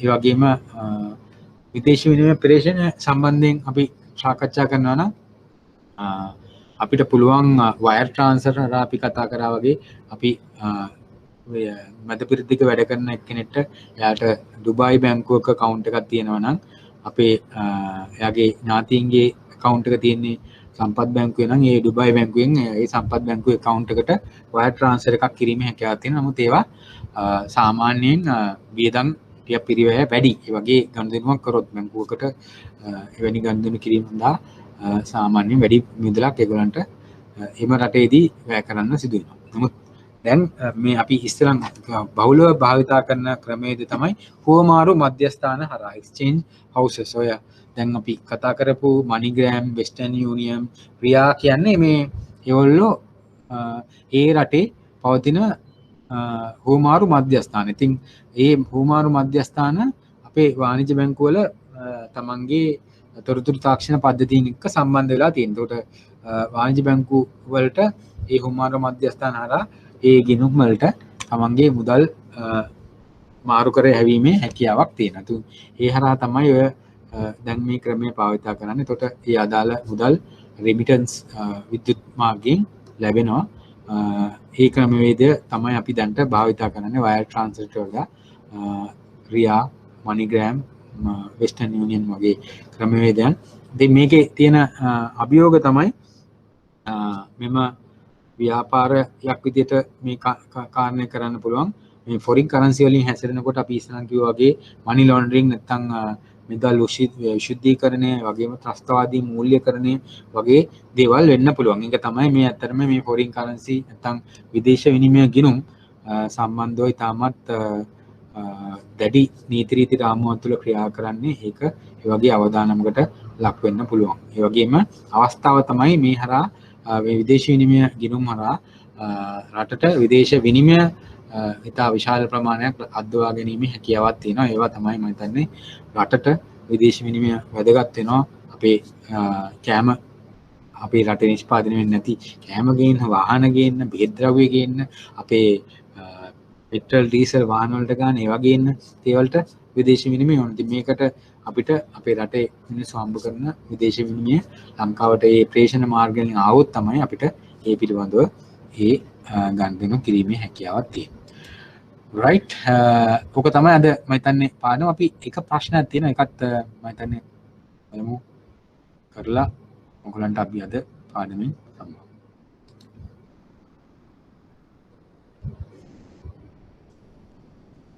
මේක තමයි අපි ඊළඟට අද මට සාකච්ඡා කරන්න ඕන ප්‍රශ්නේ. හරි, බැංකු ඒවායේ ගනුදෙනු කරුවන්ගේ විවිධ අවශ්‍යතා සපුරාලීම් සඳහා විවිධ වූ නිපැයුම් සේවා හඳුන්වා දී ඇත. විවිධ වූ ගනුදෙනු කරුවන්ගේ පහත සඳහන් අවශ්‍යතාවයන් සැපයීම සඳහා වඩාත් යෝග්‍ය බැංකු නිපැයුම් සේවා කෙටියෙන් විස්තර කරන්න. අපි ගිය සුමානේ පාඩමත් අද පාඩමත් එකට එකතු වෙලා කොටස් කීපයක් තියෙනවා. අපි මම කෙටියෙන් කියන්නම් ඉක්මනින් උත්තර ඔයගලන්ට එතකොට බලා ගන්න පුළුවන් මොනවද අපි මේ සඳහා කොහොමද උත්තරයක් ගොඩනගා ගන්න කියලා.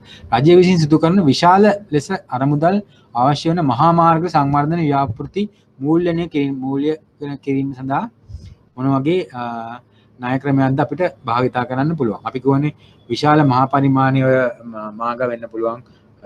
මහා පරිමාණ ප්‍රොජෙක්ට්ස් කියන්නේ සෙන්ට්‍රල් හයිවේ ප්‍රොජෙක්ට් එක වෙන්න පුළුවන්. ලොකු තාප විදුලි බලාගාරයක් වෙන්න පුළුවන්. ඒ වගේ එකකට තනියම ආයෝජනය කිරීමේ හැකියාවක් නැහැ. තනියම ණයක් ලබා දීමේ හැකියාවක් නැහැ කියලා බැංකු වලට. ඒතර බැංකු කීපයක් එකතු වෙලා ණය දෙන ක්‍රමවේදයක් ගැන තමයි අපි කතා කරේ. ඒවට අපි දෙන ලෝන් සින්ඩිකේටඩ් ලෝන්ස් කියලා අපි සාකච්ඡා කරා. සින්ඩිකේටඩ් ලෝන්ස් සංයුක්ත ණය කියලා අපි කියනවා. ඒතර බැංකු කීපයක් එකතු වෙලා තමයි ණය ලබා දෙන්නේ. ඒ හරහා තමන්ගේ තනියෙන් ලබා දෙන්න පුළුවන් ණය සීමාවන් උල්ලංඝනය කරන්නේ නැතුව එතකොට කීප දෙනෙක් එකතු වෙලා දෙන්න පුළුවන්. ඒතර අවදානම විදිලා යනවා. ඒ වගේම සංකරේදී නව ආයදානම කියන එක අපිට ඒකෙන් මගහරවා ගන්න පුළුවන්. ඒතර අපිට මේකෙදී ප්‍රධාන බැංකුවක් ඉන්නවා මේ සම්බන්ධයෙන් කටයුතු කරන. තව බැංකු දෙක තුනක් ඉන්නවා. ඒකට පාර්ශ්ව කරුවන් වෙන. ඒතකොට ඒකේ ගණන්දෙනු කරුටත් ලේසි. මොකද ප්‍රධාන අපි බැංකු කරු නැත්තම් ඒක සංවිධානය කරන කෙනා ඒ සියලුම කටයුතු සංවිධානය කරන හින්දා එක තැනකින් ඒ කටයුතු කරගන්න පුළුවන්. එතකොට ඒක පහසු ක්‍රමයක් විදිහට අපි හඳුන්වන්න පුළුවන්. ඒ වගේම මහා පරිමාණ ව්‍යාපාරික ගණන්දෙනු කරුවන්ට නෝට්ටු නිකුත් කිරීමෙන් තොරව සේවකයන්ට පඩි ගැනීමට හැකි ක්‍රමය අපි ඉස්සලන් ගැටලුවත් සාකච්ඡා කරා. ස්ලිප්ස් හරහා තමයි එම ගණන්දෙනු කිරීමේ හැකියාව තියෙන්නේ. හරි, ස්ලිප්ස් ට්‍රාන්ස්ෆර්ස්. පෞද්ගලික ගණන්දෙනු කරන තුන්වන පාර්ශ්වයක් වෙත නිශ්චිත මුදලක් මාසිකව පරිත්‍යාග ලෙස ගෙවීම සඳහා මොන වගේ ක්‍රමවේදයක්ද අපිට යොදා ගන්න පුළුවන්. එතකොට අපිට පෞද්ගලික ගණන්දෙනු කරුවෙකු කියන්නේ අපි දෙමාපියෙක් ළමයිගේ ජූනි account එකක් ඕපන් කරලා වෙන්න පුළුවන්. යට හැම පරිත්‍යාගයක්ම අපිට පුළුවන් මොන ක්‍රමයක්ද අපි ස්ටෑන්ඩින් ඕඩර් එකකින් වගේ සැලරි account එකකින් ජූනි account එකට යවන්න පුළුවන්. නැත්නම් වෙනත් පුද්ගලයාගේ අධ්‍යාපනයකට අපිට උදව් කරන්න ඕන නම් තමන් තෝරාගත්ත පුද්ගලෙට ස්ටෑන්ඩින් ඕඩර් එකකින් යාගේ ගිණුමට සල්ලි යවන්න පුළුවන්. හරි. එතකොට නිශ්චිත මුදලක් මාසික පරිත්‍යාග ලෙස ගෙවීම සඳහා අපි නිත්‍ය නියෝග කියලා අපි සිංහලෙන් කියන ස්ටෑන්ඩින් ඕඩර් එකක් තමයි මෙහෙම අපි යොදා ගන්න ගෙවීම. අපි ස්ටෑන්ඩින් ඕඩර්ස් ගැන අපි ඉගෙන ගත්තා. අර චෙක් වලට ඉගෙන ගන්නකොට වෙනත් ගෙවන තවත් ක්‍රමවේදයක් අධ්‍යයට මේක අපි යොදාගත්තට ආහාර ද්‍රව්‍ය ආනයනය කරන ව්‍යාපාරිකයෙකුට ආනයන කටයුතු සඳහා අපිට මොනවද ආනයනයට යොදාගන්නේ? අපි ණයවර ලිපි තමයි ඒ සඳහා යොදාගන්නේ. ඉතින් මේකට අපි සරල උත්තර දෙනවා. ඔයගොල්ලෝ යම් කිසි උත්තරයක් ඊට වඩා හොඳට ගොඩනගලා උත්තරයක් ලියන්න ලකුණු 5ක් දෙට හරියන්න. ඒ LC එකක් කියන්නේ මොකද්ද? LC එකේ තියෙන වාසි මොනවද? එතකොට LC එක හරහා කොහොමද ඒවා ක්‍රියාත්මක වෙන්නේ? LC වර්ග මොනවද? කවුද ඒගේ පාර්ශ්ව කරුවන්? මේ පිළිබඳ ඔයගොල්ලෝ වැඩිදුර විස්තරات එක්ක ලකුණු 5කට හරියන්න උත්තරයක් ලියන්න. එතකොට අද මම හිතන්නේ අපේ කොටස මෙතනින් අමාර කරන්න පුළුවන්. එතකොට අපිට එන සතියේ නැවත හමු වෙමු. අපි බලාපොරොත්තු වෙනවා එන සතියේ ඔයගොල්ලන්ගේ සිලබස් එක මගේට අයිති කොටස අවසන් කරන්න. right. අපි එන සතියේ හමු වෙමු. okay. ජය වේවා. thank you.